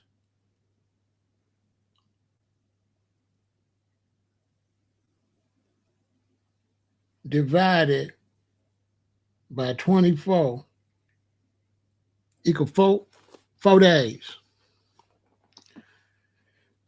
Equals 4,166.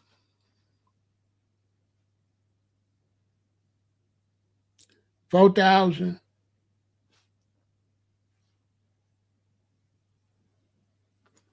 Oh, let me do that again. 24. I got confused. Oh, let me do it again. Somebody else do it. Let me take a break. Do the math. I'll do it again.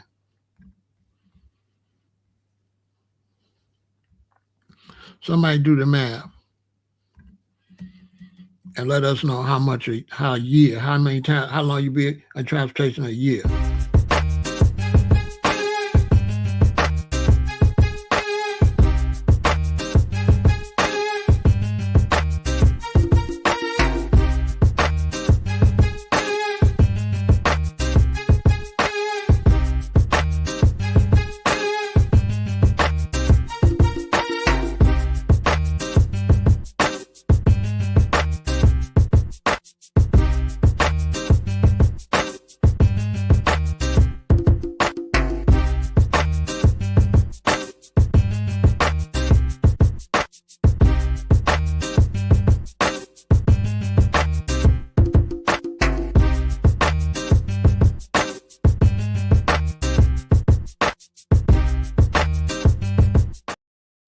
think I was supposed to divide that.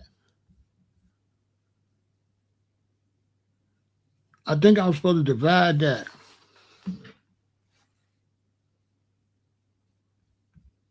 Yeah, come back tomorrow.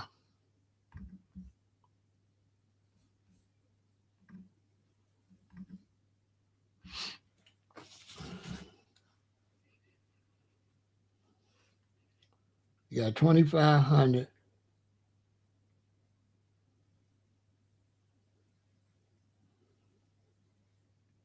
You got 40 hours time 50 weeks.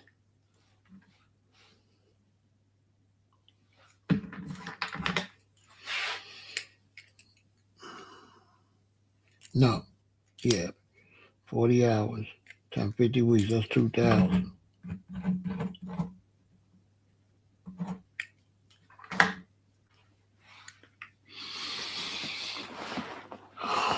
So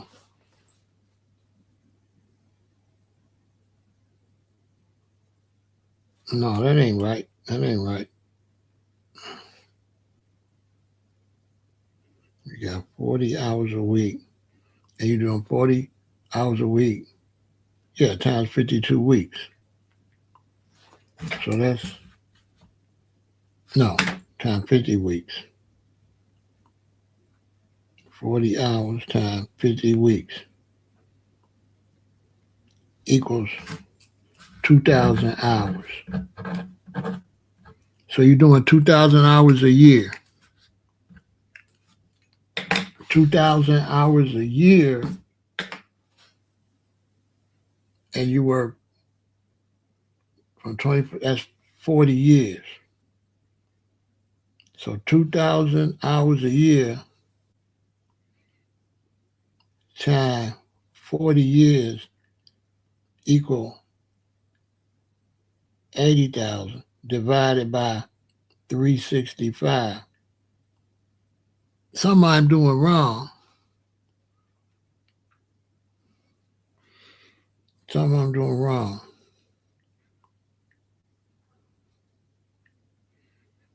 $40 hours a week. Okay, 40 hours a week times 4. That's what I'm doing wrong. Equal 160. Wait a minute, is it 40 hours a week?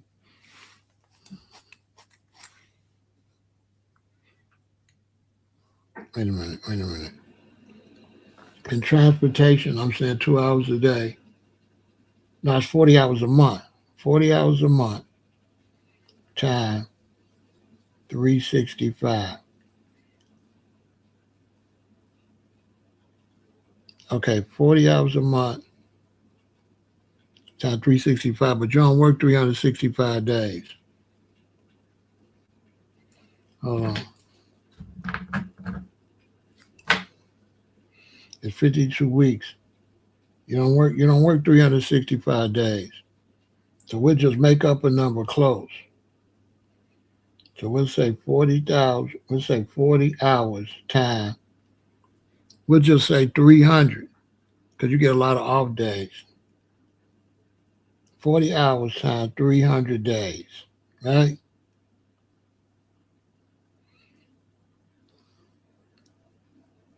Right? 40 hours times 300 days. So for 300 days, no, that's not right either. Because the 40 hours is a month.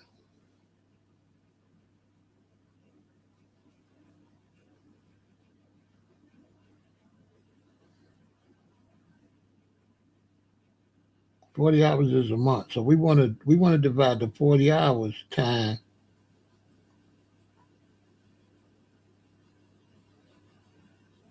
12 months.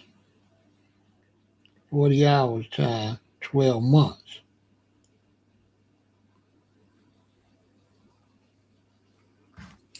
That's 480 hours.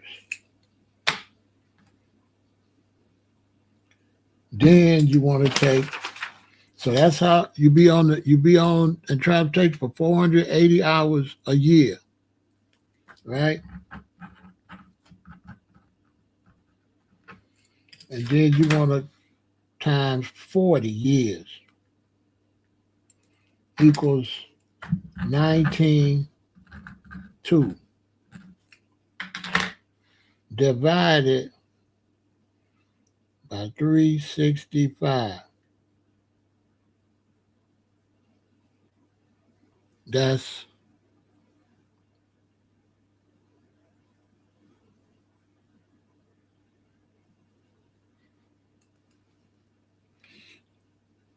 I forgot what that was supposed to be. I come out with 52. But I forgot what number this was supposed to be after that.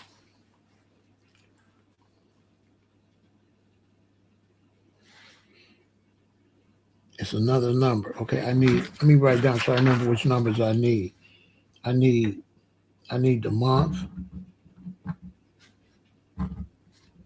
hours. That's going to be 40.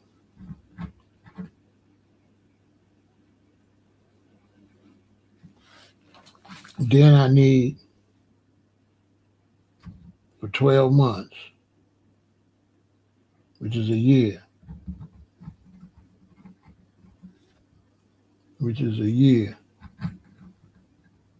And this is hours. Then I need to multiply them hours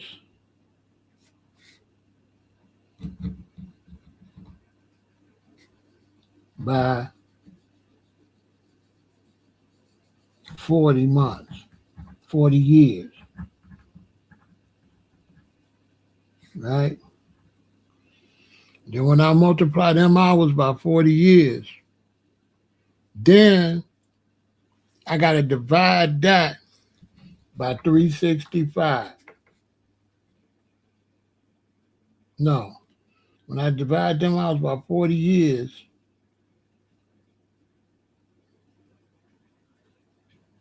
when I multiply them hours by 40 years,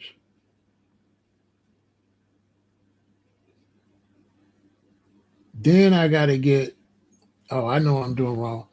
When I multiply them hours by 40 years,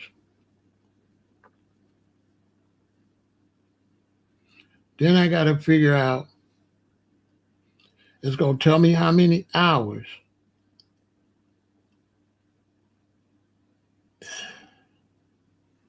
And then I got to figure out those hours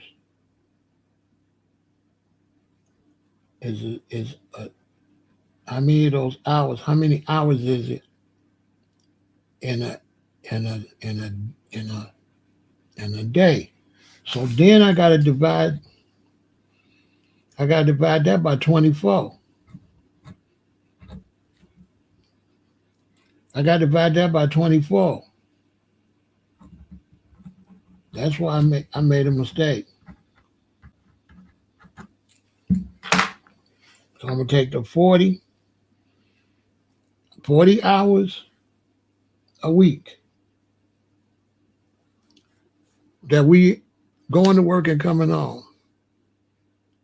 I'm going to do that times 50 weeks.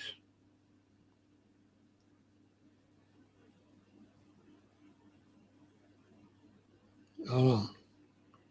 40 hours a week times 50 weeks. Because you get a couple weeks off.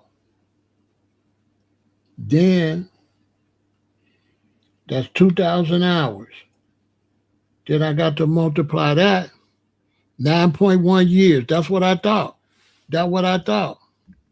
You be on transportation for 9 years. For 9 years.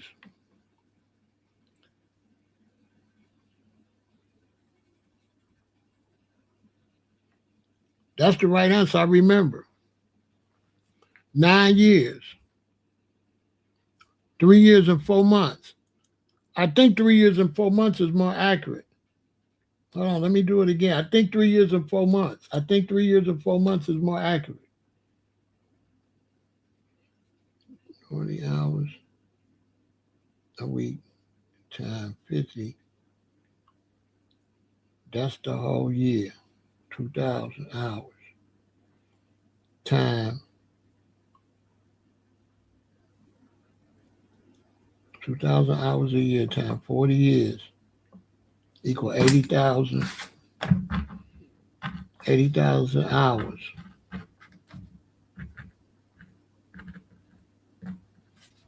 until retirement.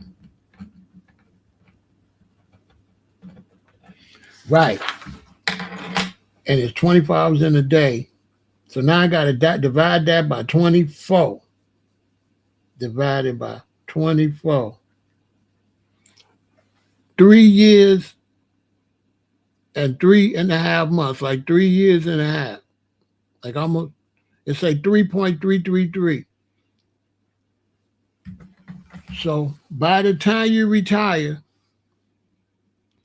you be then spent 3 years going to work and coming home. If you work for 40 years to retirement, and it take you an hour to get to work and an hour home, by the time you retire, you've been on the bus for 3 years. That's a fact. Do the math. 3 years of your life, you've been going to work and coming home. I know that's right because I remember, and he was 100% right.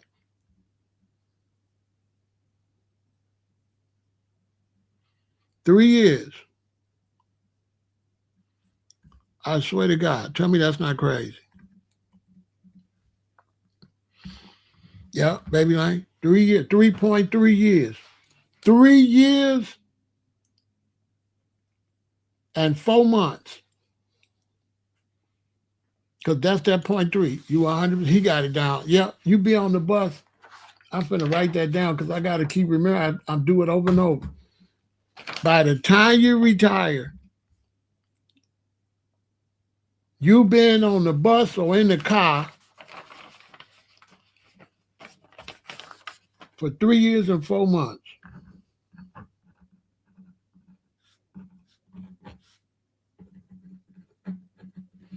And that's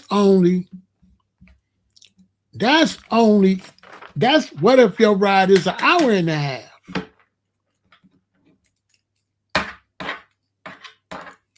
Or if it's an hour and a half to work and back.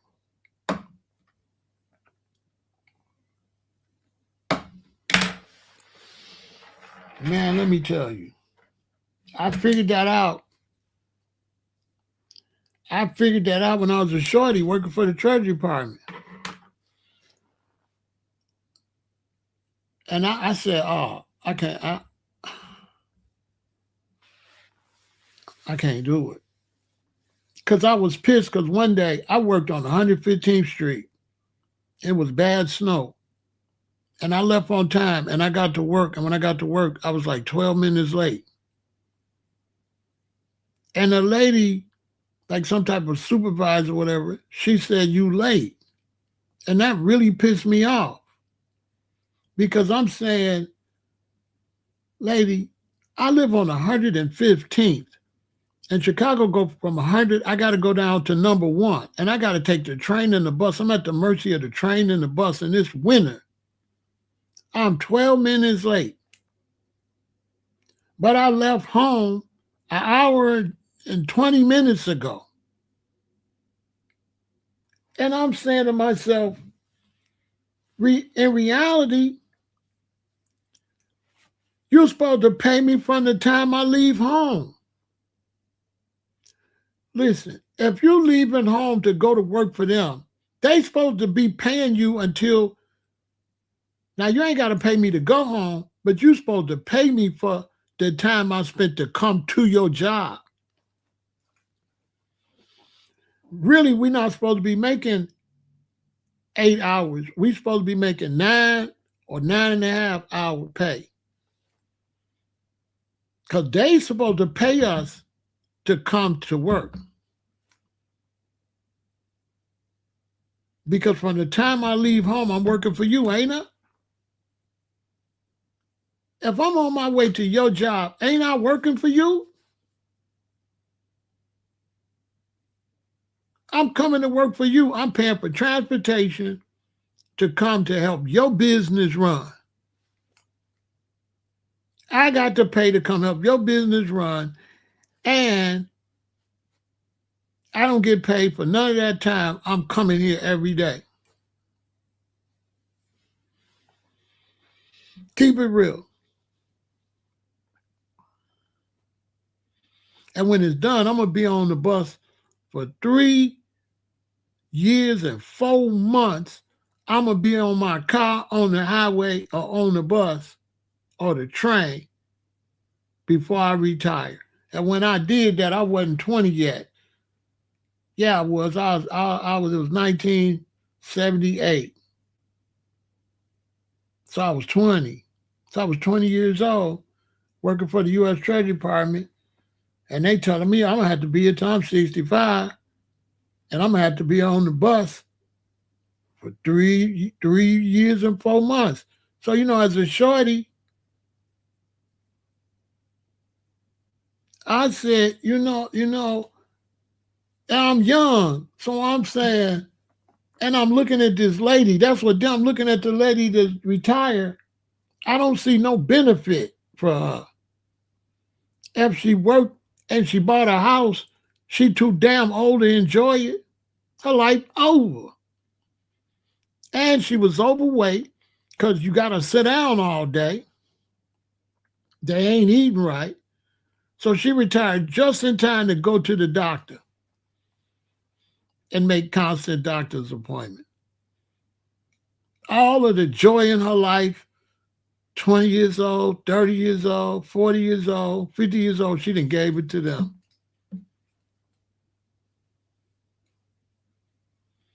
And you think about, I'm a kid, you're at home with your mom and your dad, your mom at work, and Saturday she got to do shit, and then Sunday, and then at night, Sunday. You ever pick up the vibe in America Sunday night? It's very depressing. The whole America's depressed Sunday night. It's not a strong depression, it's a light depression. They all be saying, I got to get back in here tomorrow. Oh, I got to get back in here tomorrow. Oh, I got to get back in here tomorrow. And Sunday's a horrible feeling. Sunday night. It's a horrible feeling, I ain't lying. It's a horrible feeling. Right like tonight. I shouldn't even been telling y'all that tonight. I shouldn't even had this conversation tonight. You got to go back in there.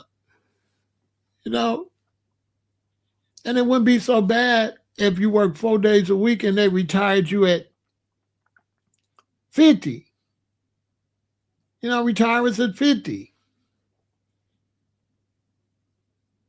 That would be all right. All right, retire me at 50. All right. You got to earn a living, I guess, in the Babylon system. But 65? You telling me that when I'm 20? Hey, Lady Linus, I'm 20 and they telling me I got to come in here and I got to ride, I got to come down here? Man, listen. And then with the feds, every week you get an off day. You earn an off day in case you get sick or something. So they call me in the office because I go to work this week and then next week I wouldn't come in until Tuesday. I would take my day every time. So they call me out to say, fool, you're not supposed to. They said, come in here, Pharaoh. You're not supposed to use these days as soon as you get them. I'm like, they my days. If I get a free day every week, why I can't use it? They said, no, you can't use it. Because I was coming to work 4 days a week. I earned a free day. Every time I get a free day, I would take it. They said, no, That's for you to build up if you get sick or something. Now, if you get sick, we got to fire you. I said, I'm sick of y'all now. You know what I'm saying? I'm already sick of y'all. That's why I ain't coming in here but 4 days a week. You know what I'm saying? That's why I'm not coming. When I was young, I ain't know no better. My mama hooked me up with that. My mother was working for the government, so she had me take the civil service exam. First, they called me for the airport. Then they called me for the Treasury Department.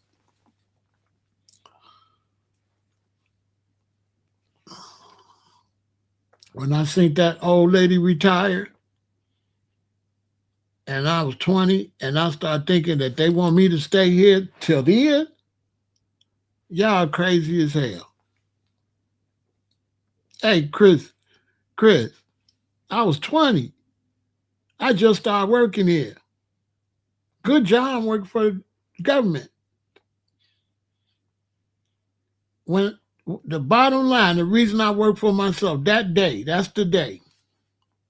Man, I think that old lady, I think that raggedy cake they bought her, they didn't even get her a cake from a nice place. They just got, you know how the cheap cake that you get from the grocery store. And I'm looking, I'm reflecting, I'm saying, okay, I'm supposed to do this till then.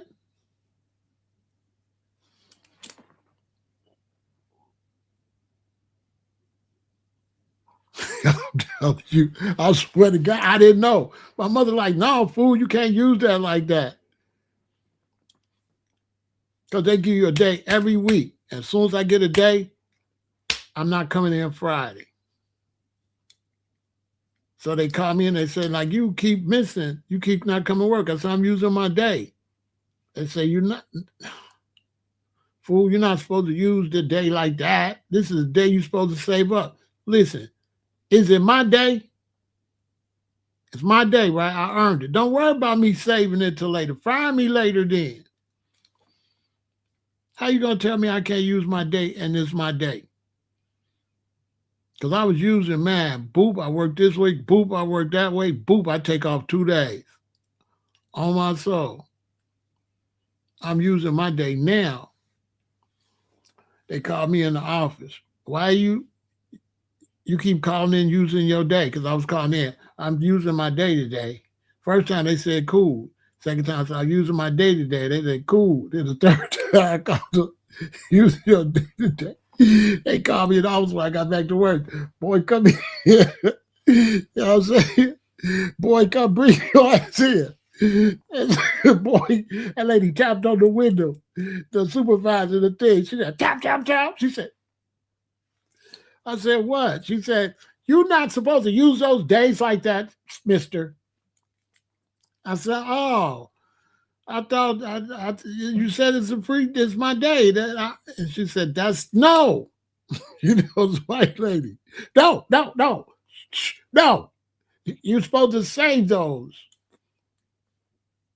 We need you in here doing this work. What are you doing? I said, oh, I'm still a kid. I'm not grown. I'm trying to get there.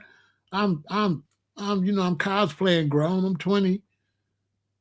I'm having sex like I'm grown, knocking my girlfriend back like I'm grown. I got my own apartment like I'm grown. I got a car like I'm grown, but I ain't there yet.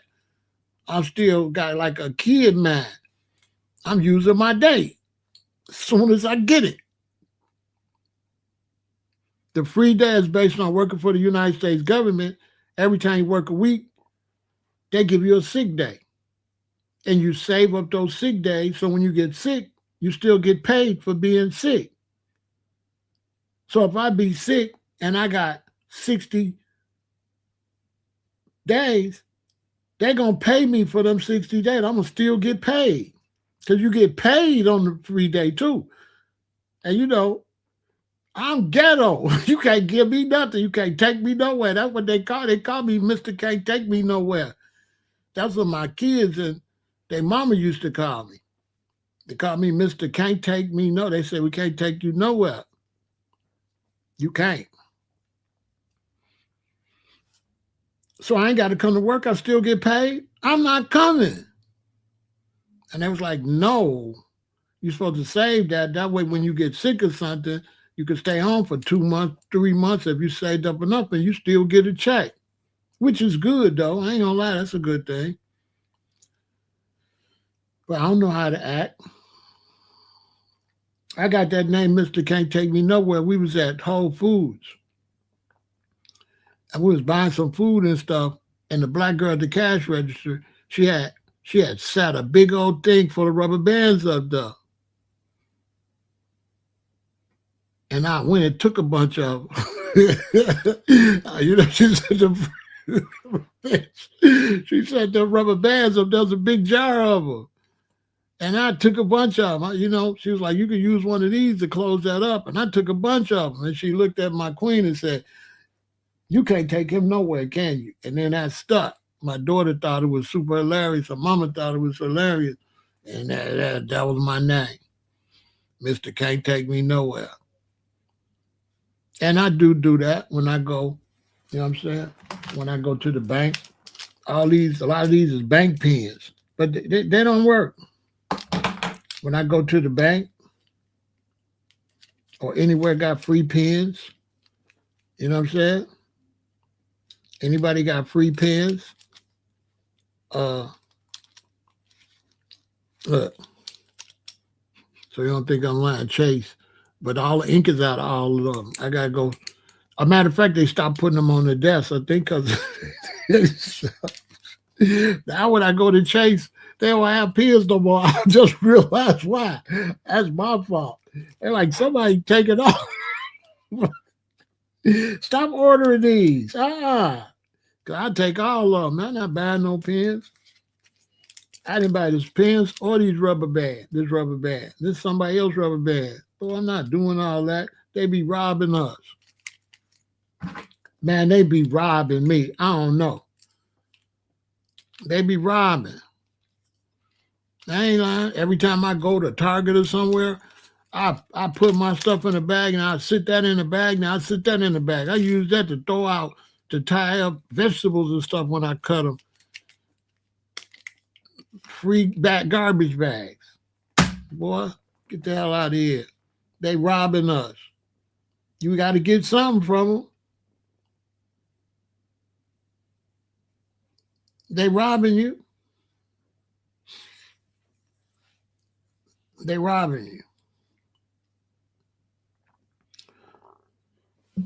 So that's that. Yeah, I feel sorry for the brothers. The brothers is out here wilding. Man, you got to get, anytime you can get something out this system, you better get it. Because they're going to do you anyway. They're going to take everything you got.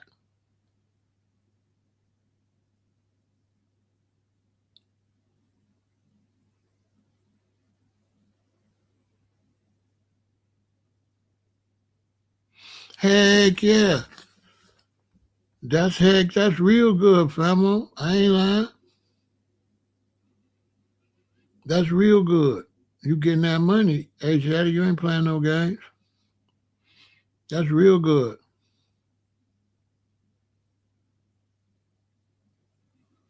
Yeah, they was scamming. They be cheating us, man. They be working us to death. Literally. I swear to God.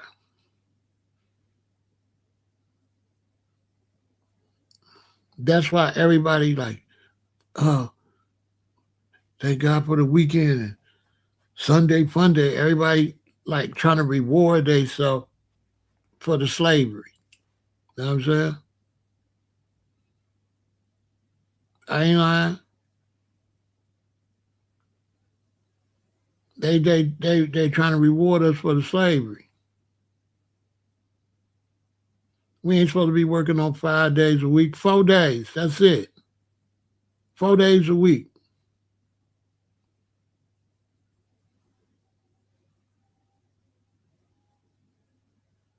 Instead of 9 to 5, man, I'd rather work 8 to 6.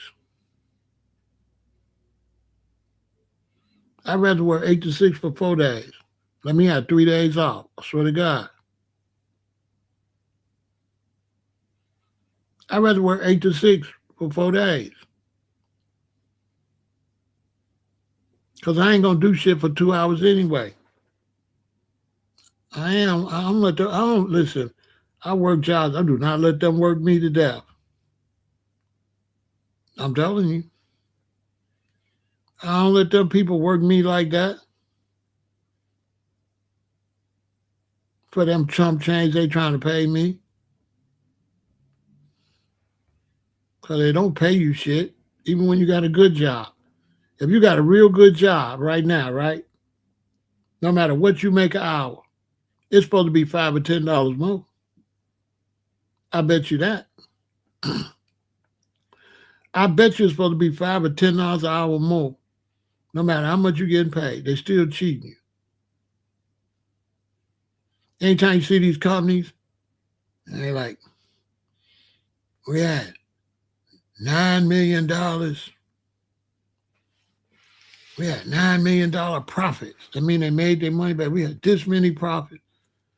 That's because they robbing the customers and the employees. That's why.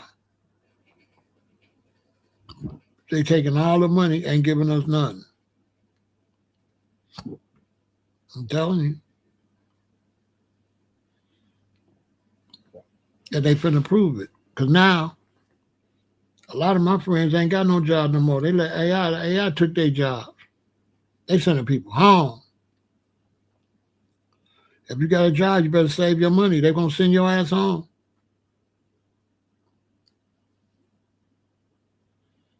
They're going to try to put us on universal income. Watch.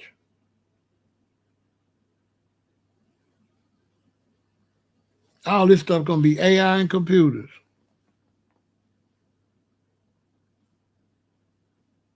You can see it. And they're going to get rid of the dollar, I think, this year. Remember, I've been telling y'all they going to the mark of the beast? Man, they finna get rid of the dollar this year, from what I understand. The dollar finna be gone this year.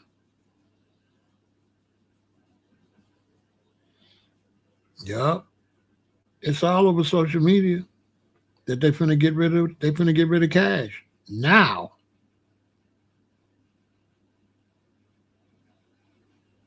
We knew it was coming. You think you're a slave now. Wait till you get rid of cash. Man, it's going to be horrible.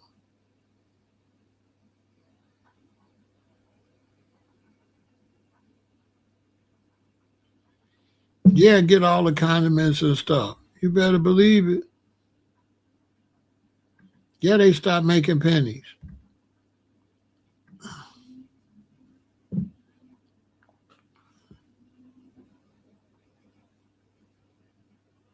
Yeah, they stopped making pennies.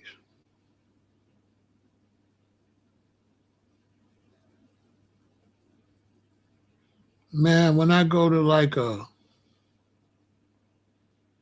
somewhere, I take a bunch of their stuff. Every now and then I'll go to give me a burrito. And I take this many napkins.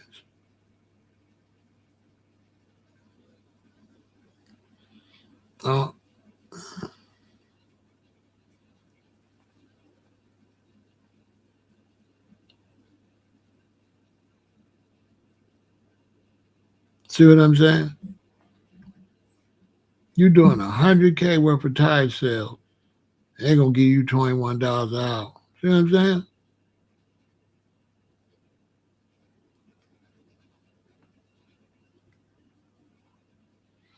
They coming here. They coming here. They coming here. When I went to Arizona, I think that was last year, I went to Arizona. They was all over the place. They coming here.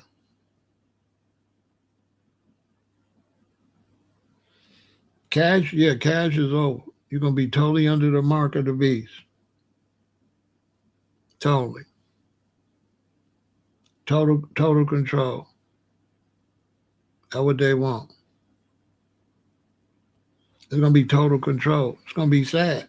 They already got the people ready for it. They didn't brainwash the people. The people, Man, they got him.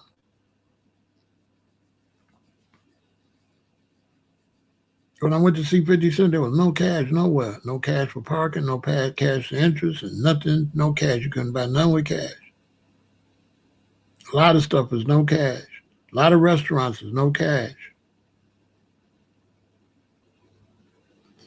I went to the Veggie Grill, was called thing, no cash. Slutty Vegan was no cash. She's going out of business. She owed $1,000,000. She tried to expand too quick. I don't know what she did that for. I don't know why she tried to expand like that. She should have just rolled out her money right there in Atlanta. I don't know what she was thinking.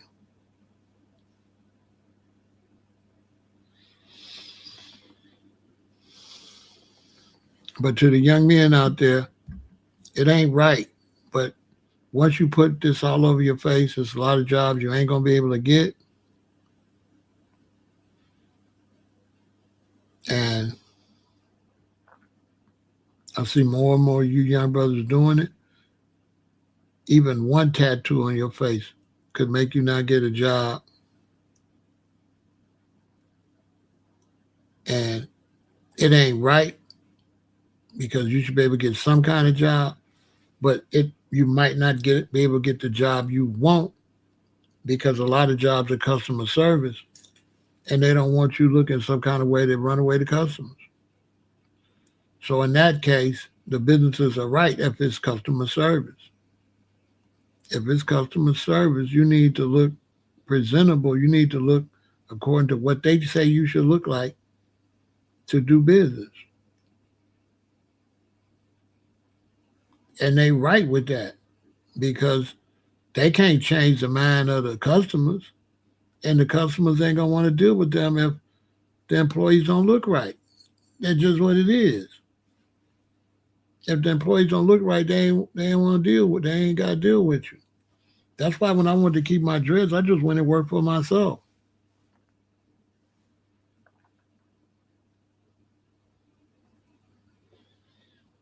And that's the one thing y'all got going for you. Y'all got like the Ubers, the DoorDash, the Grubhub. Y'all got ways to get money where y'all could be yourself and just drop off stuff. If you got your hustle game up right, you can make some serious money. That's why I always tell people I drove Uber, but they don't understand what I'm saying. Man, I was getting rich with Uber. Man, I was stacking serious bread with Uber. But they end up hiring too many people. They hired too many people and messed up everybody's money.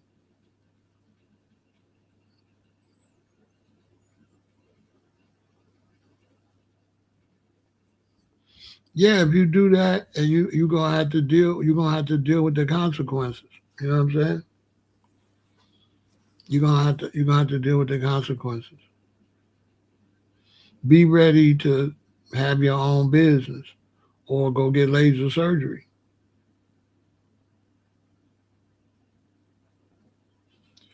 Or you're gonna have to get a job that, there's certain jobs gonna hire you, but you ain't gonna be able to get that good money like you wanna get. It's not gonna happen. You know what I'm saying? It's not gonna happen. You're gonna have to do like I had to do. If I wanted to grow my dreadlocks, I had to live with the results. It is what it is. So I had to go be an entrepreneur.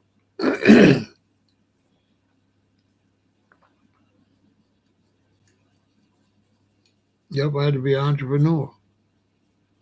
And I haven't had nothing similar to a job, shit, for I don't know how many decades till I worked for Uber. Well, I really didn't work. That's an independent contractor. So that was good. I liked that. That was good. Because I was taking that money and funneling that money into my business. So I was taking that money, funneling that money, take that money, double, triple that money. And then if you had your hustle up, you can make money. I was making a lot of money with Uber. Oh man. Too bad that dried up. I would still be going to get that money. Oh man, I was wee. Man, you can make a lot of money if you know what you're doing. I don't know about now. They keep changing stuff. But when I was doing it, if you knew what you was doing, sheesh, you could make a fortune. I kid you not. You can make some good money. I'm talking about real good money, a lot of money, but you got to know what you're doing. Man, I was making so much money with that, it didn't make no sense. For an entrepreneur, that was a dream come true. Imagine being an entrepreneur and be able to go out, get in your car, and just pull in hundreds of dollars, thousands of dollars, and then flip it in your other business. You know what I'm saying? Like if you selling like merchandise, like clothing and stuff. Imagine driving around, grabbing $700 real quick, ordering $500 worth of stuff, and then that selling that too. Because you can take your money out as you get it. So if you're an entrepreneur, that's like heaven, especially if you know what you're doing.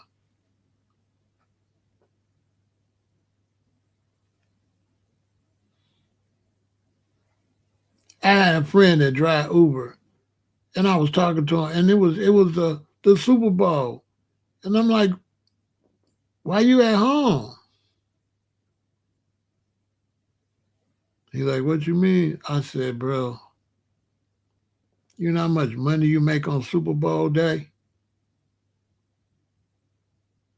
and you just picking them up, driving them down to the next block, and the whole thing." See, with Uber, they used to have surgeon. I don't know.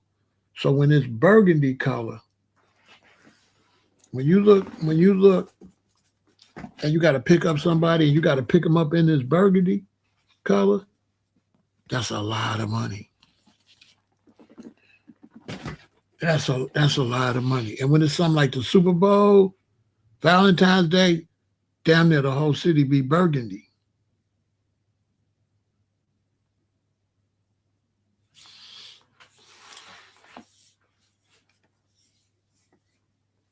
When the pandemic first happened and nobody wanted to get on bus or train, I would go out at 7, and by 12 I'd be to make $500, $600. I kid you not. $500, $600 from 7 to like 11 or 12. 7, 8, 9, 10, 11, 12. Five, $600. Sometimes 700. Just driving around. It was crazy. Money was just falling out the sky.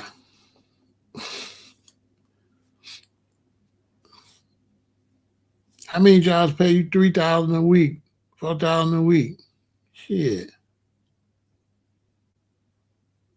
None. Unless you're some kind of big executive or something.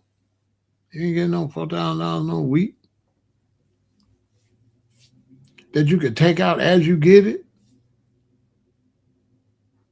You ain't got to wait till payday. Payday is whenever you take it out. Oh, come on, man.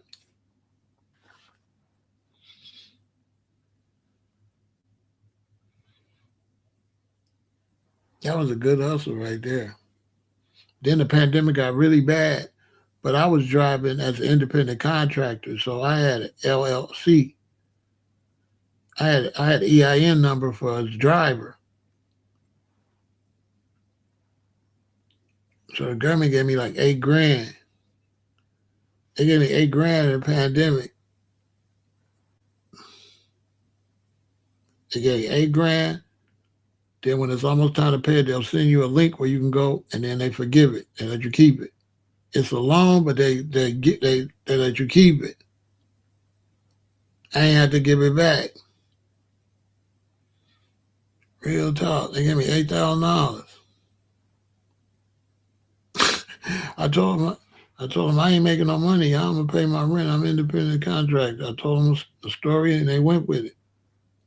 Which I really wasn't totally lying because it really could have got like that, and I really did think it was gonna get like that. I didn't know that with COVID, I didn't know that nobody was gonna take a bus. Nobody want to take a train. Everybody want Uber. So I didn't know business was gonna quadruple like that.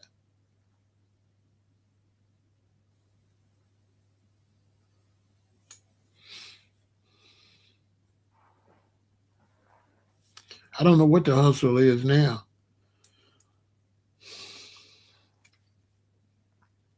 I think it's Instacart. Every time I go to Whole Foods, I be seeing them people getting all them groceries for people. I think they making bank. I ain't sure. But there's always a way to make some money. It's always a hustle though, but you got to be on top of it.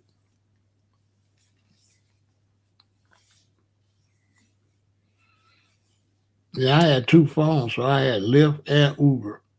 Ding, ding, ding, ding. But I ain't do Lyft that much. Lyft wasn't paying. Uber was paying. Foreigners didn't know about Lyft back then. You know, in Chicago, it's a lot of Africans, a lot of Asian stuff. All they know Uber, Uber, Uber. They know Uber from where they came from. Lyft is like Uber was like international. Lyft was like from the Bay Area somewhere, California. So they didn't really know about that then. So you ain't getting as many rides.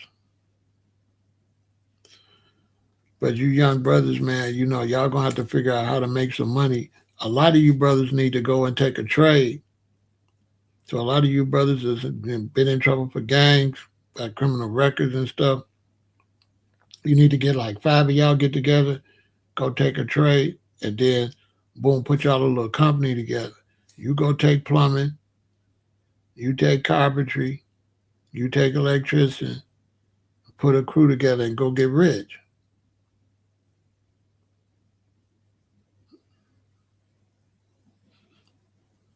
But you still, if you got them tattoos all over your face and you got to go to somebody's home, they might not want to let you in.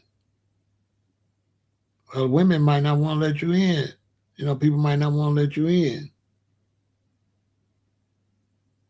So if you're going to have your face all tattooed, you got to figure out how to make internet money like that. You got to make your money without seeing nobody. Because ain't too many people going to want to see you like that. You know what I'm saying? Ain't too many people going to want to see you like that. So you got to figure out how to do like mail order and stuff like that. You pretty much have to build your own business.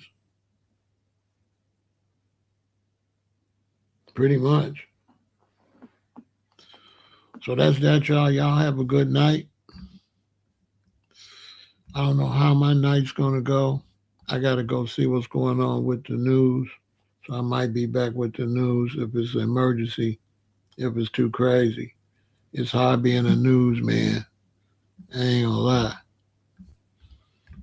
I got a lot of respect for news agencies now because they running around in there, got to get news stories and got to keep up. Crazy stuff happening and they got to report it. Real talk. But yeah, you young brothers, man, stop doing crazy stuff. You know what I'm saying? I ain't against you doing whatever you want to do, but you doing too much crazy stuff, writing all over your face. It ain't making no sense to me. You got the freedom, but I mean, how many women want to marry you like that? Who gonna marry you?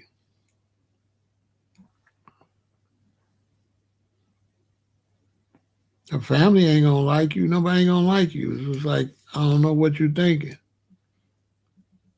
Don't put no tattoos on your face. When you get tattoos, keep them, you know what I'm saying? Mine's a little too low. Mine's too low too. But you can't see I got all these. I wear long sleeve shirts though.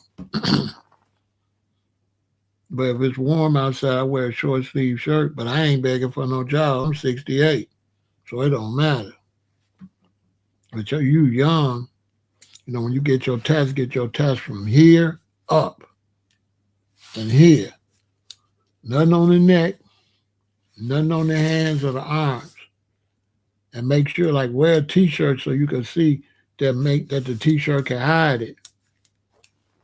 That would be my suggestion.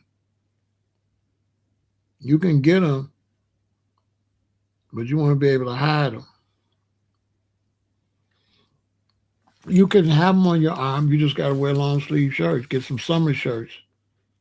Get some summer shirts, unbutton them, and roll them up to here like that. You'd be cool. But you gotta be able to hide them. Don't get them on your neck, on your face, on your hands, on your. Don't do that. You need to be able to switch up. If you want to get them on your arms, but you're gonna have to wear long sleeve shirts. If you can do that, do that. If you want to wear long sleeve shirts when you're taking care of business, just wear long sleeve shirts. But when you get them all down where it come from under the shirt and all that, and you messing up, you're showing them too much. You're showing people too much. You're making a move at 18, 20 that ain't gonna work when you're 50.